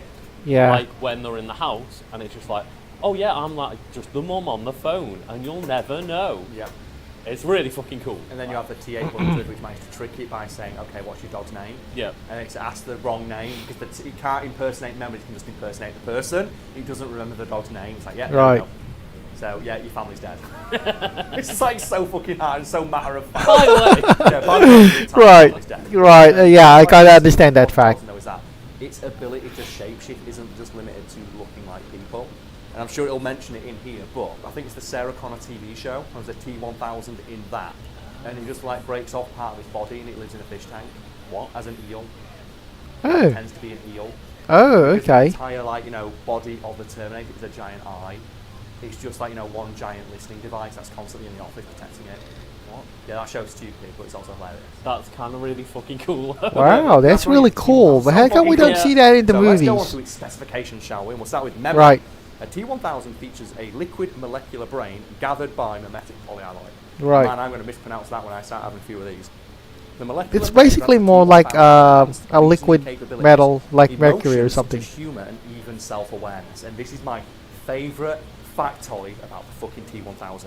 As a result, a T-1000 can make its own decisions contrary to that of Skynet. Holy shit. Oh, okay. In order to protect itself from its own creation, Skynet did not produce the T-1000. For this reason, Skynet discontinued the T-1000. Skynet is scared of the T-1000. Oh my god. Because once they make them, so they it's a immediately one-off go thing. self-aware and realise Skynet's full of shit and start fighting with the humans.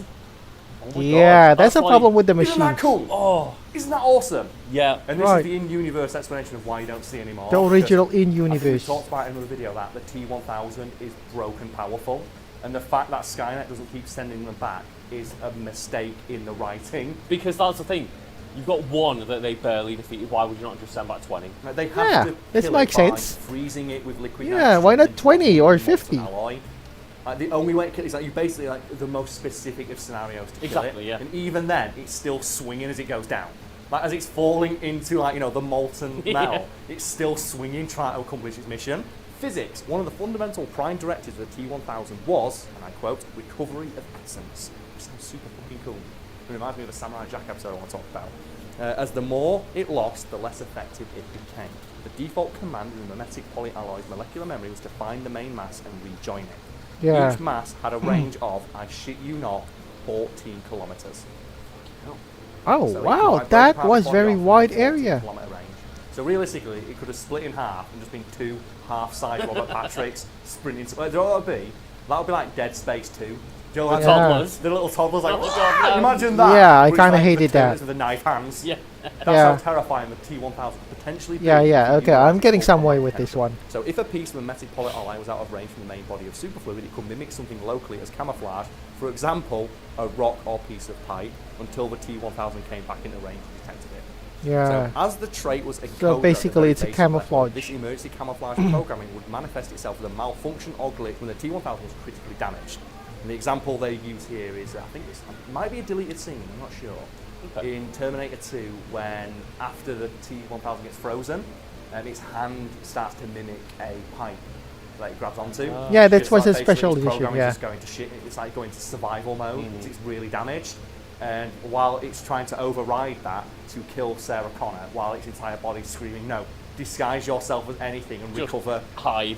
Which makes me think if a T-1000 had wanted to, it could have ran away, just recovered all of its health and could come back stronger. Oh god. Come back, use that like Zenkai boost and just came back like, Super Saiyan T-1000. But also I love this one as well. When necessary, the T-1000 could form additional limbs. Did you know that? No? We Yeah, put the it clip in. We makes mentioned it in the sense. Video, but in Joe the helicopter scene, where the T-1000 is like flying a helicopter. Oh yeah. Yeah. It grows 2 extra arms and reloads a machine gun. Yeah. It was actually, the other set of arms was actually piloting. See? Yeah. Yeah, I kind of watched that scene in Terminator 2, so it's kind of You scary don't see detail. it. It's never commented on the film that could do this, but which means it could have just been Goro. You could have had 2 mini Goros coming at you that are made of metal. But like with blade arms as well. With blade arms, Just yeah. mini Wolverine Goros. like metal Goros. You could have done that, yeah. Imagine now an alternate version of the T2 storyline where instead of arriving and seeing a police officer and becoming a police officer, it sees like a poster of Wolverine. and becomes Wolverine. So now being hunted by Wolverine. Oh, God, Oh my goodness, yeah. I guess Hugh Jackman's not gonna like that. So, self-recovery. Due to its liquid metal construction, the T-1000 is capable of extensive regeneration from being hit by bullets. Yeah. Yes. Separating the parts of the T-1000 was not enough to stop it from regenerating, as the individual pieces would seek each other out and reform to become a complete, fully functional battle unit again. Yeah. It's so good. It's such a cool robot. Oh, It's it is, so yeah. awesome. And they never brought it back because it was too good. They realised, we had to bullshit an explanation of how they killed this thing. It's so awesome. Shape. The T-1000 infiltrators, as with other hermetic polyalloy equipped units, are initially deployed with an individualized default humanoid shape, aka Robert Patrick, which remains in for most of its active service. It's thought that this form was kept as it was more energy efficient than mimicking others and reduced the stress causing its ability to molecularly expand when it mimicked larger subjects. Due to the conservation of mass, and the T-1000 mimics a human subject of greater volume, okay, that explains it. decreased.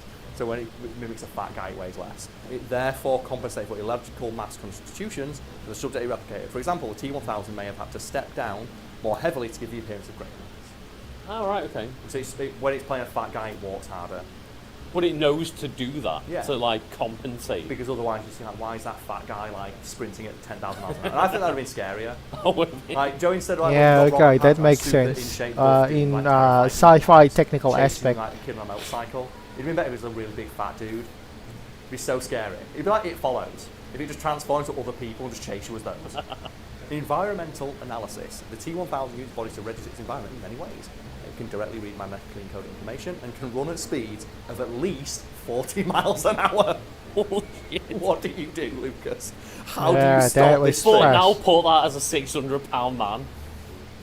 Just Butterbean. Whoa! He's just Butterbean, no Wolverine. Oh, man. Combat capabilities. The T-1000 was not issued with any weapon, but was capable of fashioning any solid metal form, such as knives, swords, and other bladed weapons, simply by extending a limb and solidifying it into the desired shape. Yeah. It's like, yeah, pretty much. Yeah, that's pretty much as But he can just makes make sense. whatever fucking knife hands he wants. Big old knife hands. It's so fun. I love as well that bit where he's running with knife hands. So that's dangerous. Like the Tom Cruise run, but with blades for like the efficiency.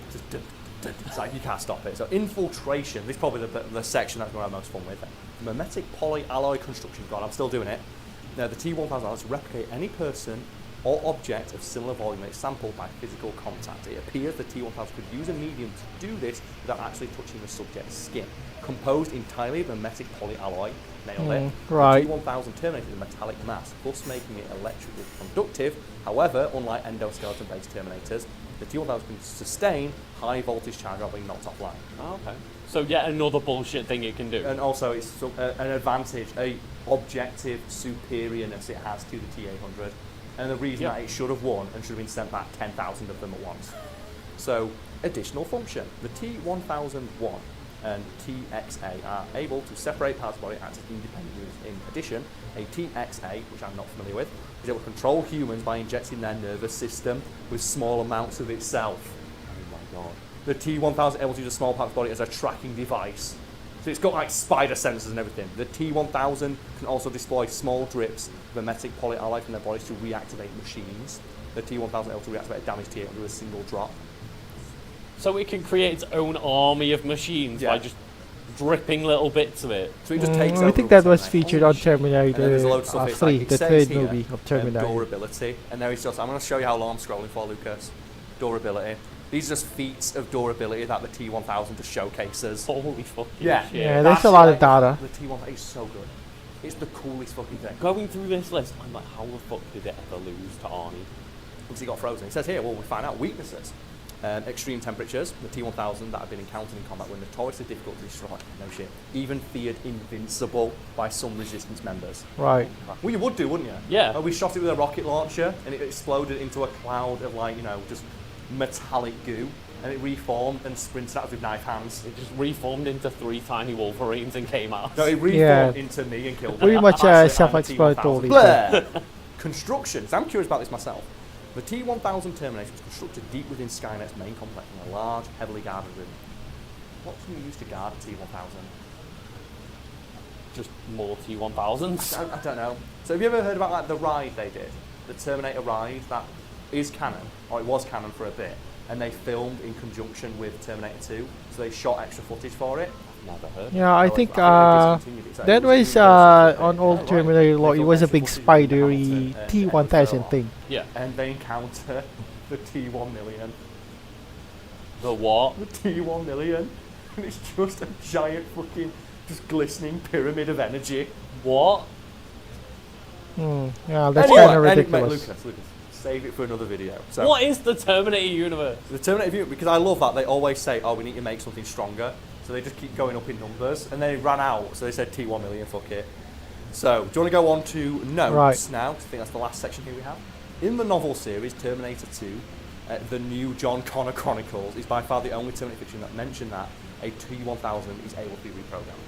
I want to be the guy who's charged with that, though. Reprogram this knife-wielding maniac, so... I just imagine, like, we're trying to like break into like, the back of his skull or something, and then immediately like, knives just appear out the back of his head and kill you. It is explained in the novelization of Terminator 2 Judgment Day, and the text commentary from Terminator 2 Judgment Day, DVD Extreme Edition. The T-1000 is wrapped in a cocoon made of living tissue that will allow inorganics such as the T-1000, which is completely made of metal to travel via time-slip cocoon. So that's the plot hole everyone always talks about.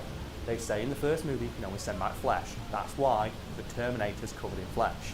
Oh yeah, of course. Yeah, that was. Sent back a purely metallic object. So apparently it's just sent back in a cocoon of flesh, which was presumably too disgusting to film. Yeah, that would have been a real weird opening to the film. Like, just melting flesh of a cocoon around the T-1000. Yeah. Also, as well, I think the way the film is filmed is supposed to make the T-1000 look like the good guy.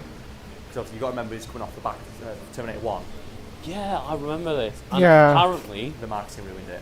Yeah, I think Terminator 3 should have played that way. Ruined the plot twist of the film. Because, Good job, guys. If you watch Terminator 2 again, I always tell people that. So if you go on it, watch it again, and watch it not knowing that Arnold Schwarzenegger's Terminator T-800 is the good guy. Because in the first film, he was the bad guy. So they were on the back of that. They filmed it's like all throughout the film. That's why it takes the form of a police officer. Yeah. Because obviously it's a figure of authority, one that you trust. And you think, and then the twist is supposed to be when the Terminator, Arnold Schwarzenegger says, "Get down." Yeah, I think that was on Terminator 2 scene. He thought that Arnold was the bad guy. And he's helping John Connor, not here to kill him. And I think that maybe that twist wouldn't have been as strong if you had like the T-1000 exploding out of a cocoon of flesh. Maybe this was the evil one. Yeah. But then we have another explanation here. Van Ling, creative supervisor of Terminator 2 Judgment Day, suggests that that should have how Terminator 3 should have played out, but of the course. field generated by a living organism. Or that Kyle Reese doesn't really know much about technology. I like the idea that the guy that made the film has a theory about what happened. I also kind of like the theory that Kyle Reese doesn't know what the fuck he's talking about, because it's a time machine and he's just like a dude. Oh man, I fucking love the T-1000. It's so good. I love Terminator. I wish it was good again. I was gonna say I like. Yeah, everybody wish it was good again, but now there's just more shit Terminator. We've mentioned it multiple times, haven't we? It's really sad that always like. Yeah, and we are still up here on Limbo on Armored Core team matchups. It's already 8 o'clock. I am not. I'm not sure what's happening here. Okay, I'm just gonna listen. はじめまして、ゲームを愛する天使、スペシャリテ3期生、愛うららです。うららはね、ゲームだとどんなすごい天使にだって負けたことない展開。I'm just gonna watch with 地 this. 獄の3番勝負を行わせていただきます。はい。まず1試合目、1本目か。私とプーちゃんの差しのシングル戦の対マンを行いまして、ちょっと特殊ルールです。Probably have to change my 一生 assembly. 取った側は I'm gonna go 相手が for 指定する terminal 武装を armor. 一つ外さなければいけません。1個外さないといけないんです。で、そうやって勝者がパーツを外していき、最終的に全てのパーツをパージした状態、武装1個もない状態までなれば勝者となります。そのラウンドを制することになります。で、これで1ポイント。そして続いて次が、視聴者参加型でチームマッチを行います。Okay, so they're kind of starting. 先勝負ですね。先に5本勝った方が勝ちとなります。で、最後、お互いガチ鍛えるガチンコシングルバトルです。はい、シングルバトルです。これも5先です。プライドをかけて。Yeah, I'm just gonna watch these VTubers. Although I don't understand Japanese, I'll just watch along with. Oh my goodness, that is my mistake. 今からやっていく野球拳。野球拳ですね。 Yeah, I'm just gonna listen with these guys. よいしょ。ということで、じゃあ早速ちょっと今蓋を外していきますか。今蓋にして Too る。 bad we don't have translations from Japanese to English. 最初くらいなんかデカデカと二人の姿映したいなって。 Okay, it's a private match. I guess. じゃあ覚悟の方はよろしいですか。 Yeah, I think they're on a private match. さあ、All right, let's go on the other. Other stuff that we want to do on the YouTube. Oh, we got two guys. What's this? Okay, we've yeah, this is kind of frustrating. I've been here for 2 hours and we do not have okay, let's go.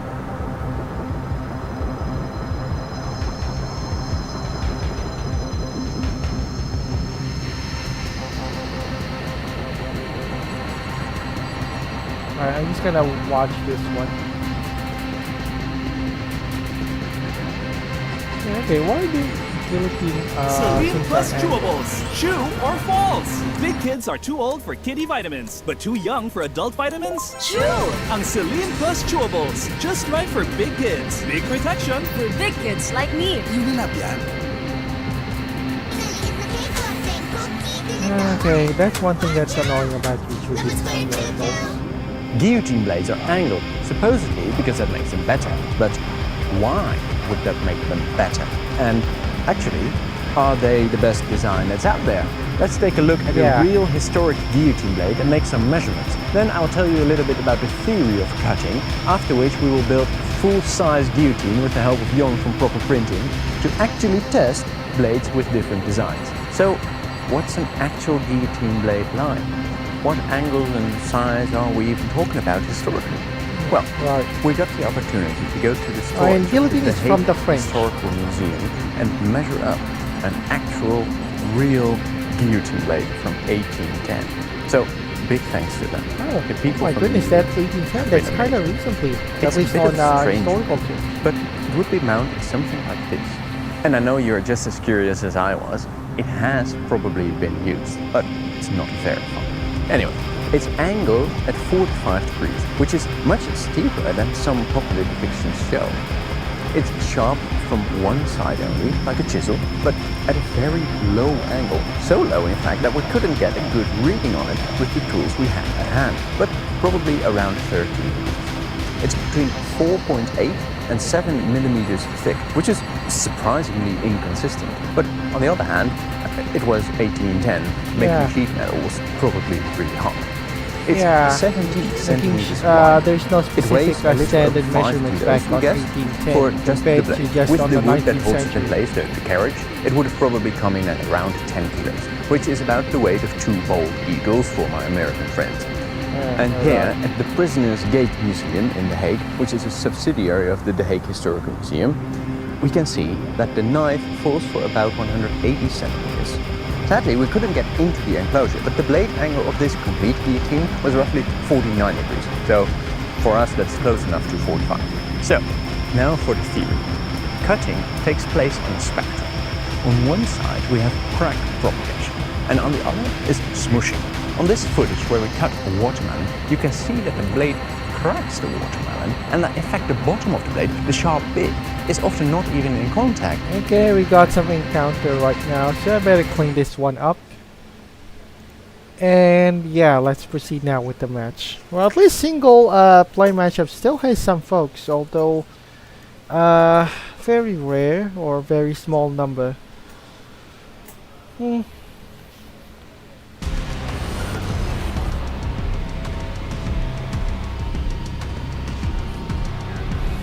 Alright, that's us.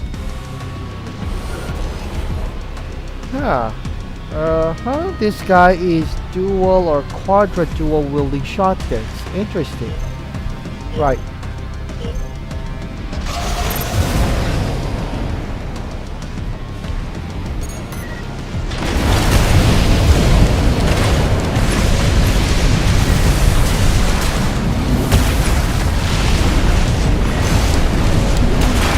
Crap.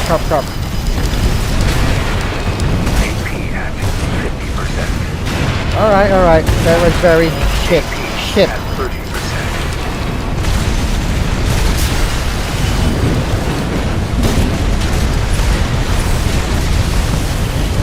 Alright, could easily get killed with that. Okay. Nice. Not bad. Okay, let's go.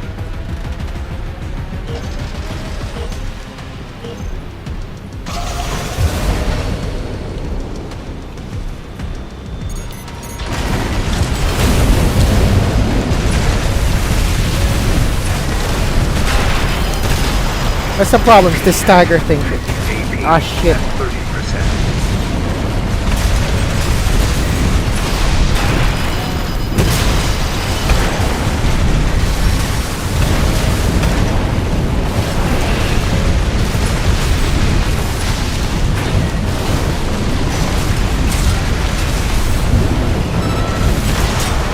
Alright, we're gonna lose on that side anyway. It's pretty much obvious. I don't know, maybe the shotguns are too much for me. We better have go light build with that.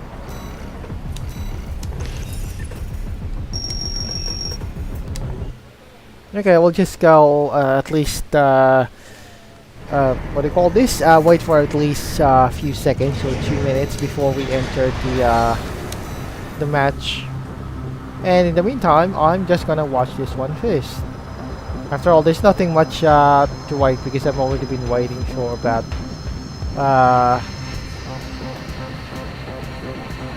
Crack formation does what we usually think of as cutting, but one glaring question remains. How does the crack start? On the other side of the spectrum is smushing, which is exactly what it sounds like. If we zoom into the sharpest chef's knives so that their apex, the very edge, is as big as a log, atoms would still be the size of sand.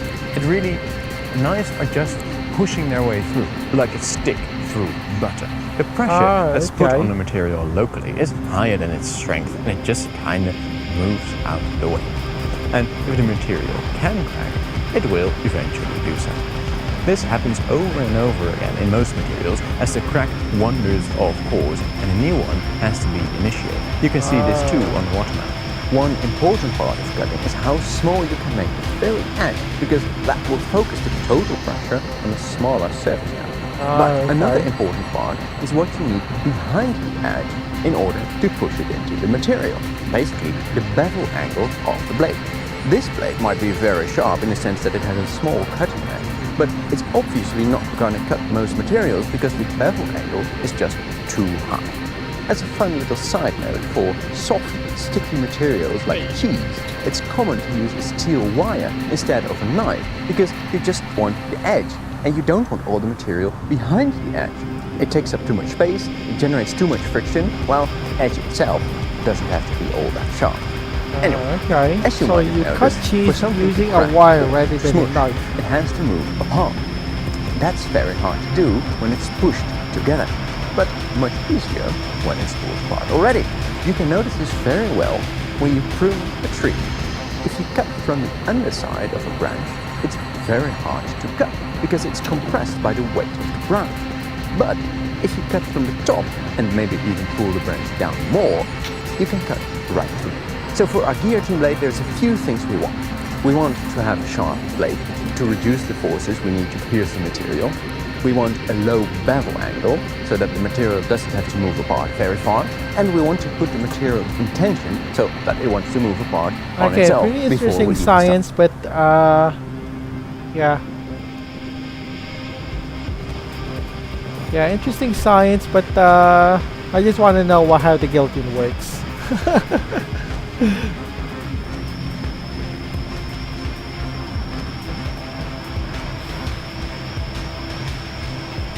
Oh, okay, I want to see this one. Why the universal camouflage does not effectively work. Yeah, kind of interesting. So it means my camouflage for my AC does not it's not that effective. Celebrate what makes you perfectly imperfect together with Cadbury. This is good camouflage. This is bad camouflage. This is great camouflage. What's that? You don't see anything? Exactly. From 2002 to 2004, the US military invested $5 billion in over a decade of research developing this camouflage pattern, and the design, aptly named Universal Camouflage Pattern, quickly became iconic. Anyone who sees it can instantly recognize it as US Army camouflage, which is, well, kind of the problem, because it turns out that UCP should have stood for Useless Crappy Pattern, because while it looks great on hats and pants and this actual Amazon listing for Desert Child Soldiers, it wasn't particularly great at, you know, hiding the adult soldiers from the people who wanted to kill them. According to one Army specialist, this camouflage pattern was a, quote, universal uniform US Army. Okay. Yeah, it was supposed to be a good camouflage suit, but okay, I just want to hear out why it's crap. Alright, so we got ourselves, right. There's also some missiles, a biped. And I'm the guy who looks more like a tank, the Melander.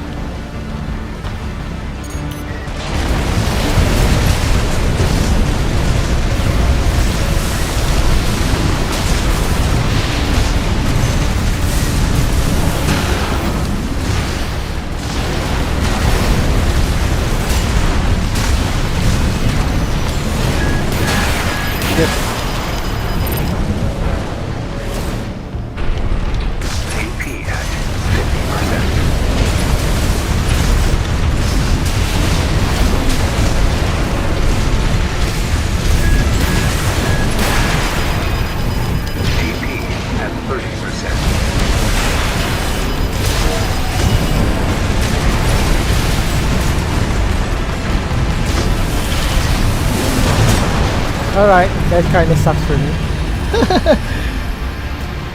Yeah, I probably have to change my weapons. I kind of find it, I guess it's efficient now.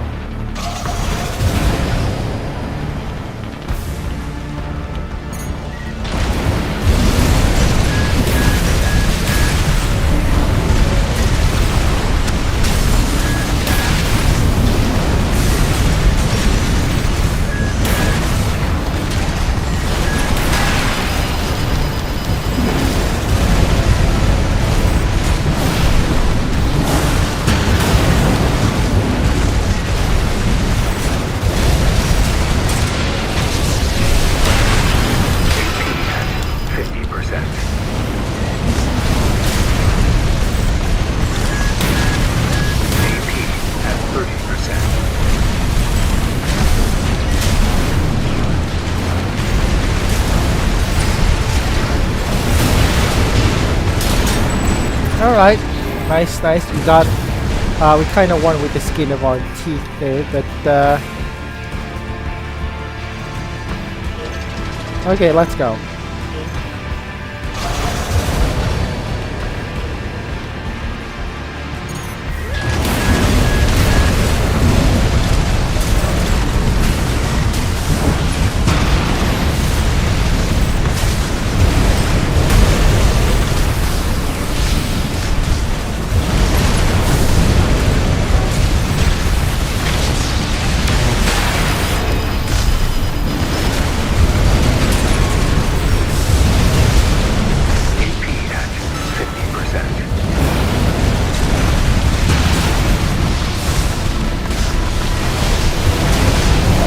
One with that. Okay, nice. Right, there is a great match.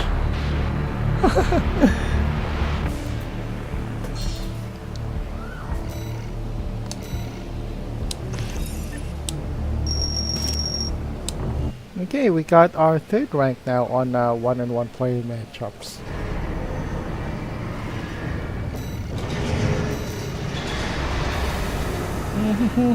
Okay, I'm gonna be back with this one, with this universal camouflage thing. why it is a poor camouflage, which you know, is poor camouflage. well, kind of the problem, because it turns out that UCP should have stood for useless crappy pattern, because while it looks great on hats and pants and this actual Amazon listing for desert child soldiers, it wasn't particularly great at, you know, hiding the adult soldiers from the people who wanted to kill them. According to one army specialist, this camouflage pattern was a, quote, universal uniform that universally failed in every environment, like the United Nations peacekeepers in any international crisis. Which raises two questions. How did we end up with such an ineffective design, and why exactly doesn't it work?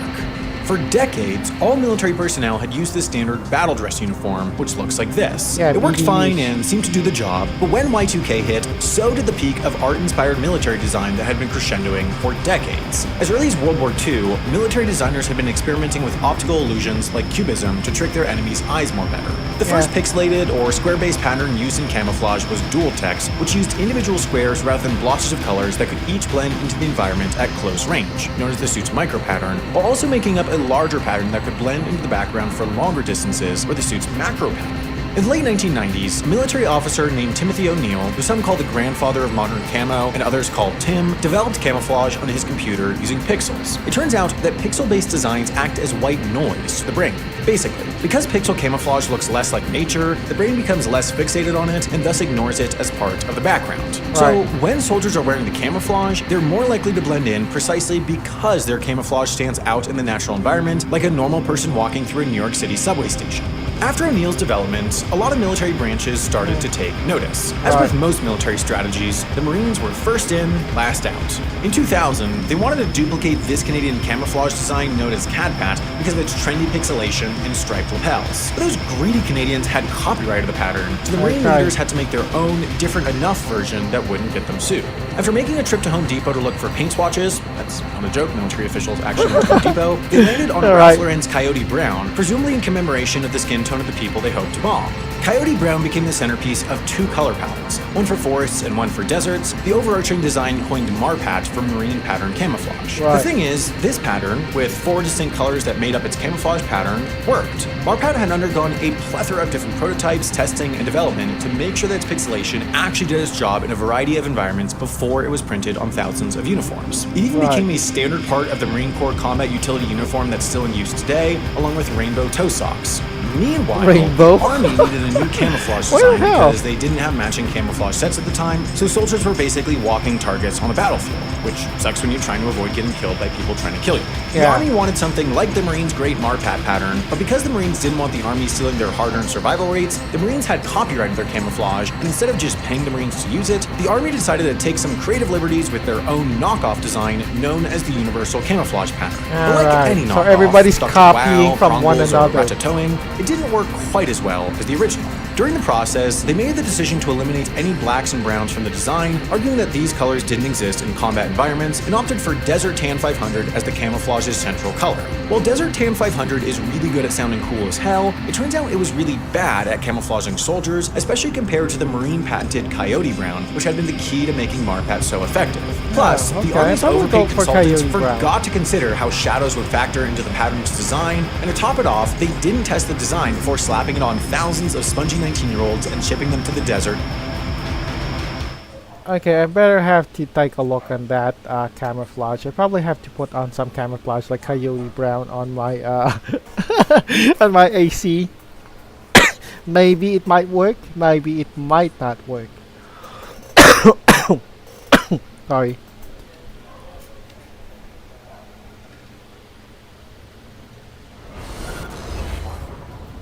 Okay, we're still fighting this guy with dual shotguns. Ah, shit. Right. Anyway, it's almost time, so I'm gonna go for this will be my final match for on this live stream session. It kind of sucks that my live stream session right now doesn't have any folks around, but that's okay. We'll do this later.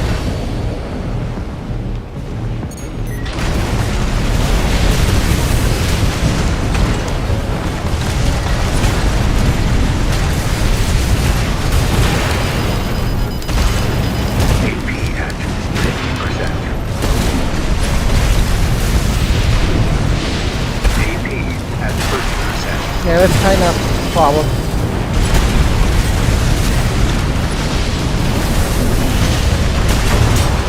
Right, we're gonna lose it anyway. We're not that mobile because this is more built up more like a tank. So yeah.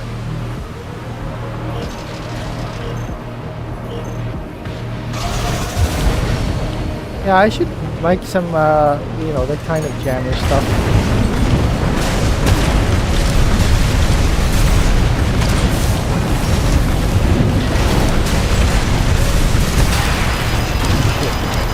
Alright, the locked on is really a problem, dude. 15%.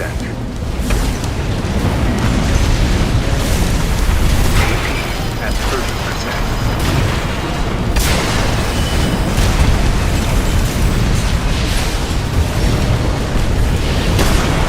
Yeah, right. I probably have to change my AC. It's not really built for that. I can also troll with the AC, other ACs, like getting the jammer kind of stuff.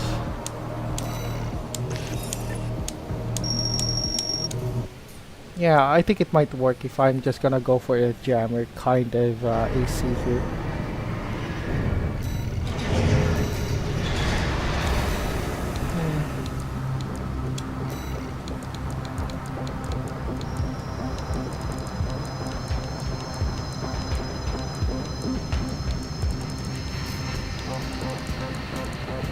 Yeah, what's this?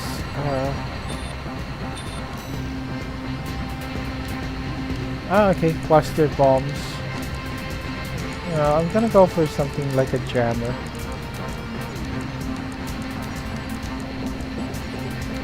Oh no, I'm okay with this form.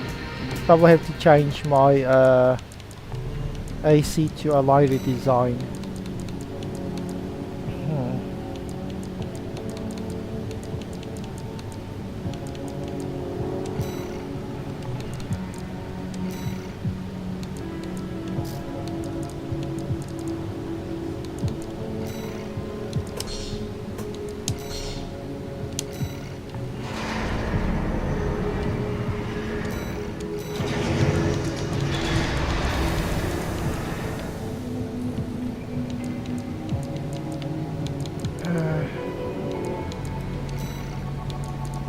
Probably have some sort of machine gun built with this.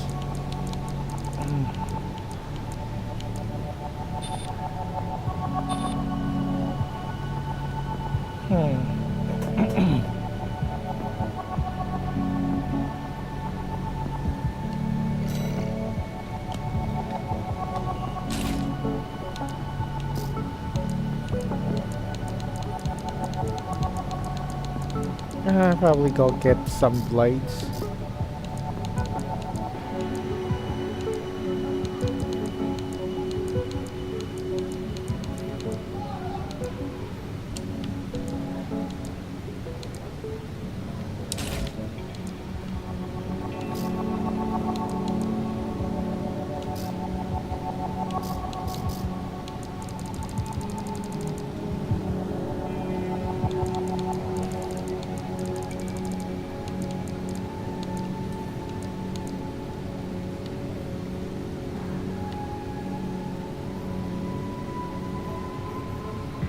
Cell plasmas by VCPL would have been nice.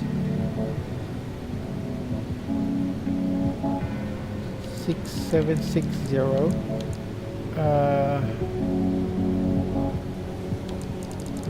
Yeah, I still go with this because of the tracking.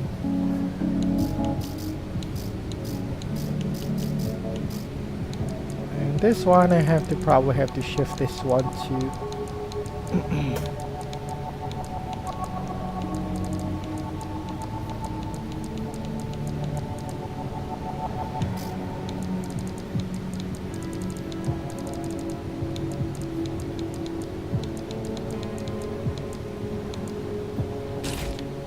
yeah, probably have to do that.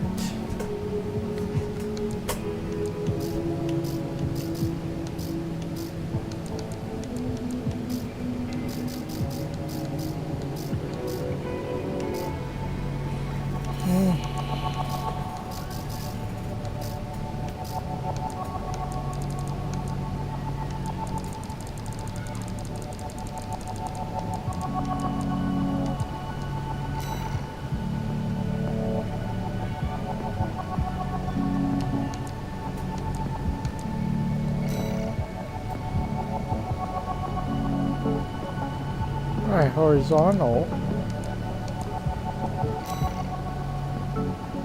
Yeah, we'll do Kung Fu with this one.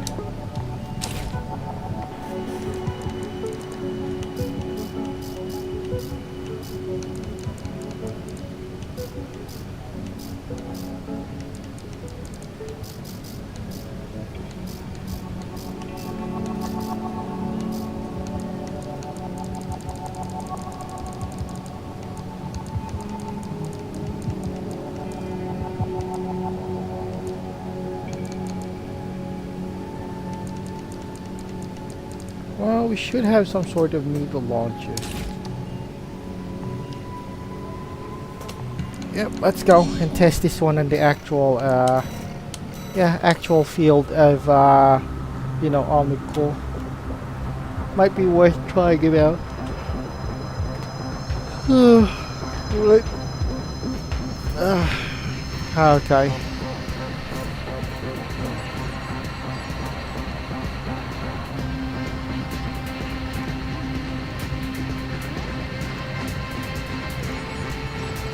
And I am just gonna go again for the internet and watch this one.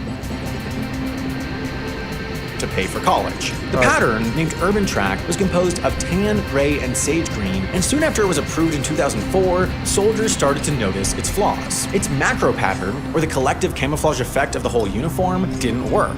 The pixels made up distinct blobs of color meant to disguise them. The problem was, these blobs were actually too small and created an effect known as isoluminance, which means the entire uniform appeared as a visible tan mask rather than a blitz of colors difficult to separate from each other.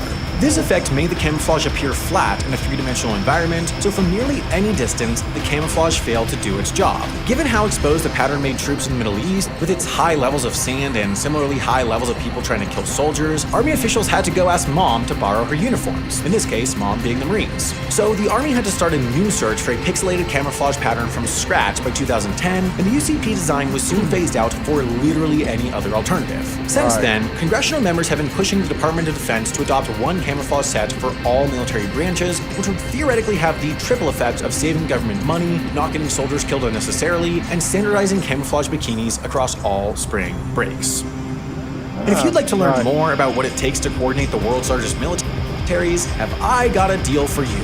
Joseph from Real Life War's Modern Conflict series. I'm not gonna listen on that because that's basically okay, I'm just gonna change. Speaking of which, I have to change my AC. How about on the AC design? Yeah, assembly. Yeah. Oh, I mean paint. Entire frame. Color set. Well, we'll go for a little bit brown or something.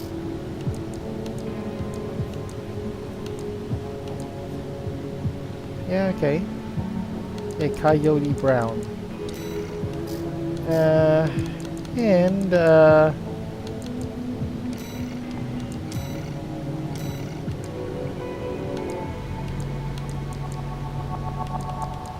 I think I'm gonna go discard. I think we're okay with this.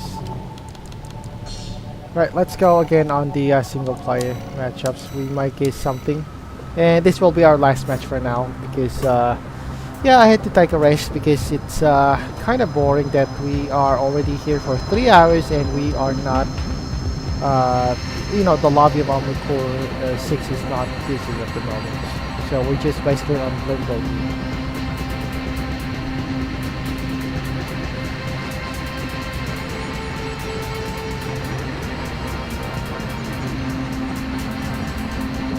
Oh, Avalon.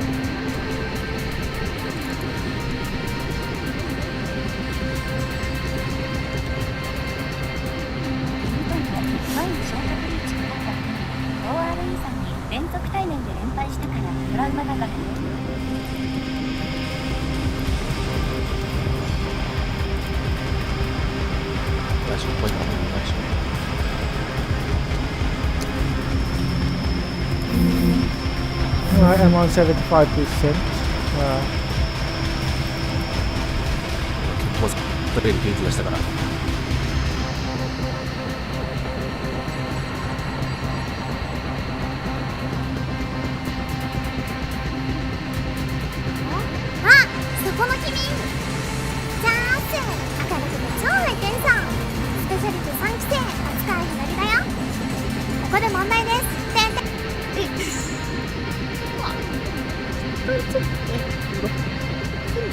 What's this?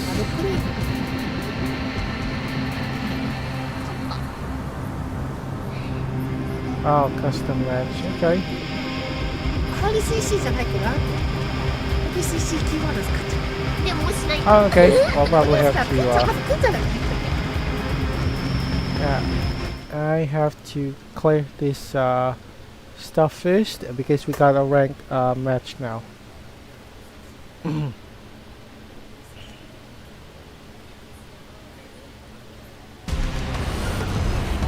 And okay, we're still fighting the same guy, but this one he's using a coral weaponry, a coral gun. Okay, I'm just gonna swap with this. I'm gonna troll with this guy.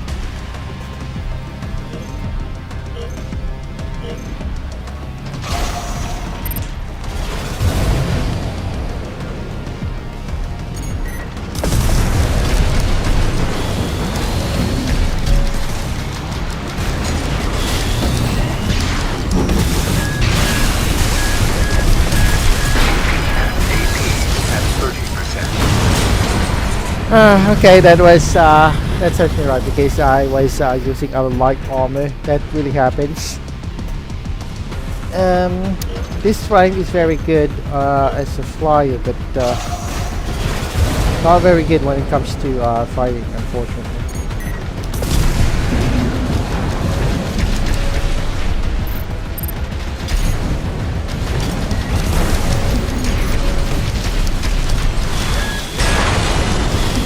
I'm kinda gonna troll with that guy.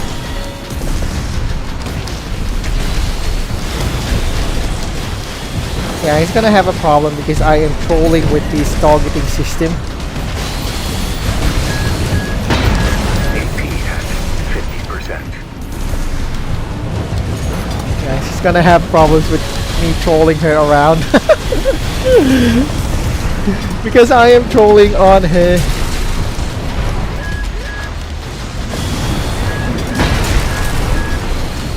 Yeah, she's not gonna be happy about it because I am trolling on her targeting systems. See, even she herself is having a hard time with this one because I am trolling. Yeah, okay, but I really hate this kinda.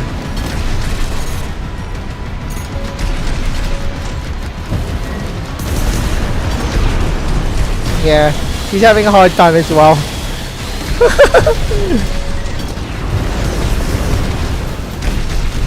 Light hand ammunition at 50%. Oh, crap. Yeah, I probably have to shift to an automatic weapon or something. Yeah, she's definitely pissed about that.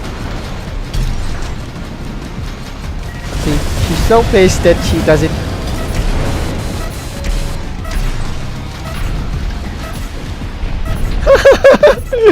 Yeah, I guess it does work.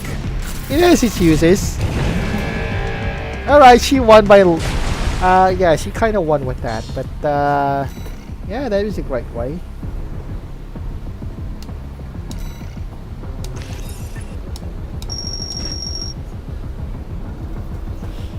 Okay, right. Nice.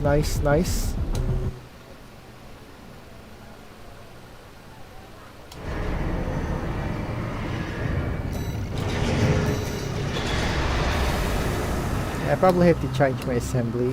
Just give me a second. I see data. Yeah, I should have my mode 8. Probably have to change it to a more designs.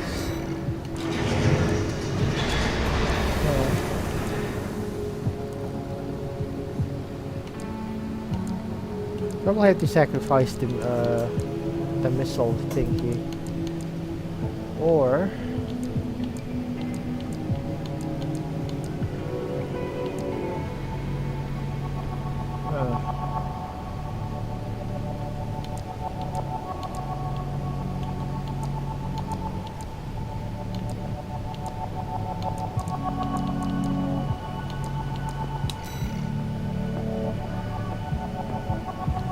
Okay, we'll just have an automatic gun. Anyway, we're just gonna change this one. This one's gonna be the flamethrower. That's the thing that I have to change.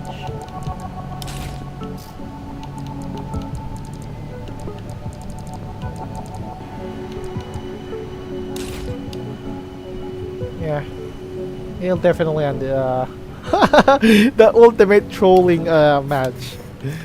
Wait, I'm gonna go save this one.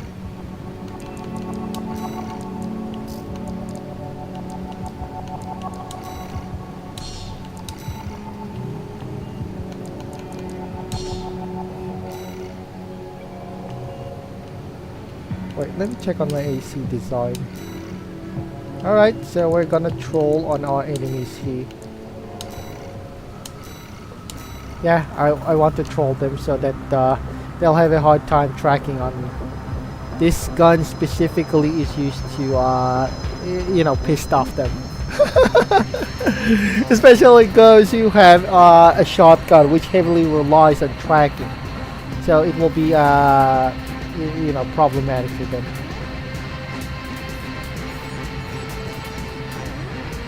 Speaking of which, I also got the bubble gun, so yeah, I don't know.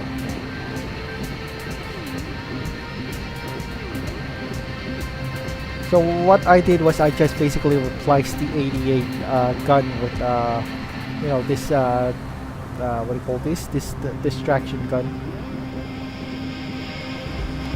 In the meantime, I have to check this one out. Okay, this will be my final you know, match. It's almost done. I've been overextended yeah, for 47 minutes now.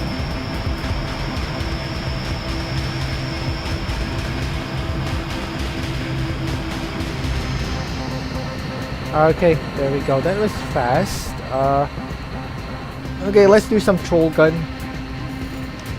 And hopefully my opponents will get to dislike this, because he's gonna have a targeting system failure every now and then. But anyway, that's my purpose of it. We're here to troll so that I couldn't get a proper lockdown in my IC. Ah, cordialis. Oh, okay, that's nice. Oh crap! I should have bought my. I should have brought along my. What do you call this? My melee weapon. But that's the thing.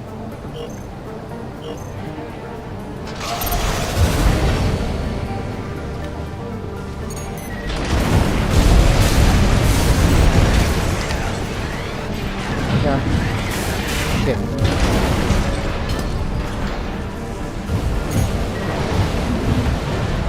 Where is she, by the way? Oh, okay.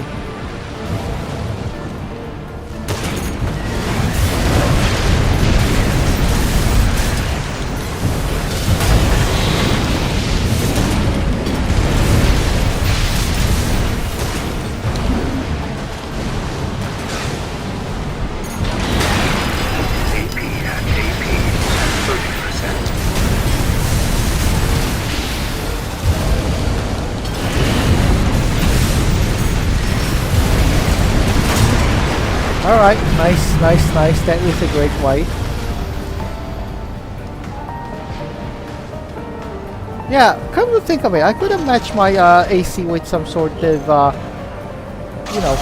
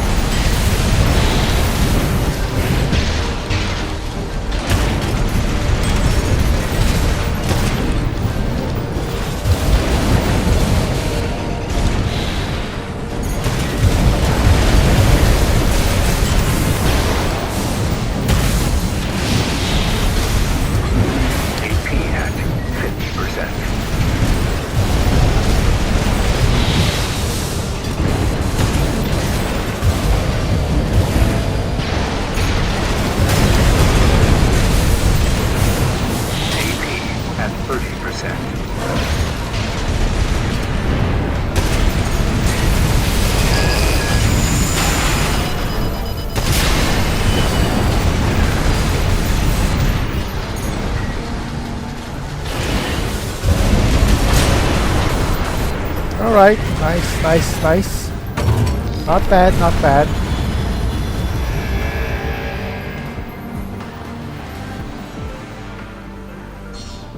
Okay, so I guess that will conclude on for our today's live stream session. That was totally unexpected. That we had almost no folks on the lobby. I was thinking that the lobby would be as busy as usual, but yeah. But anyway, that's okay. That's part of playing. Could it be always 24/7 jam packed?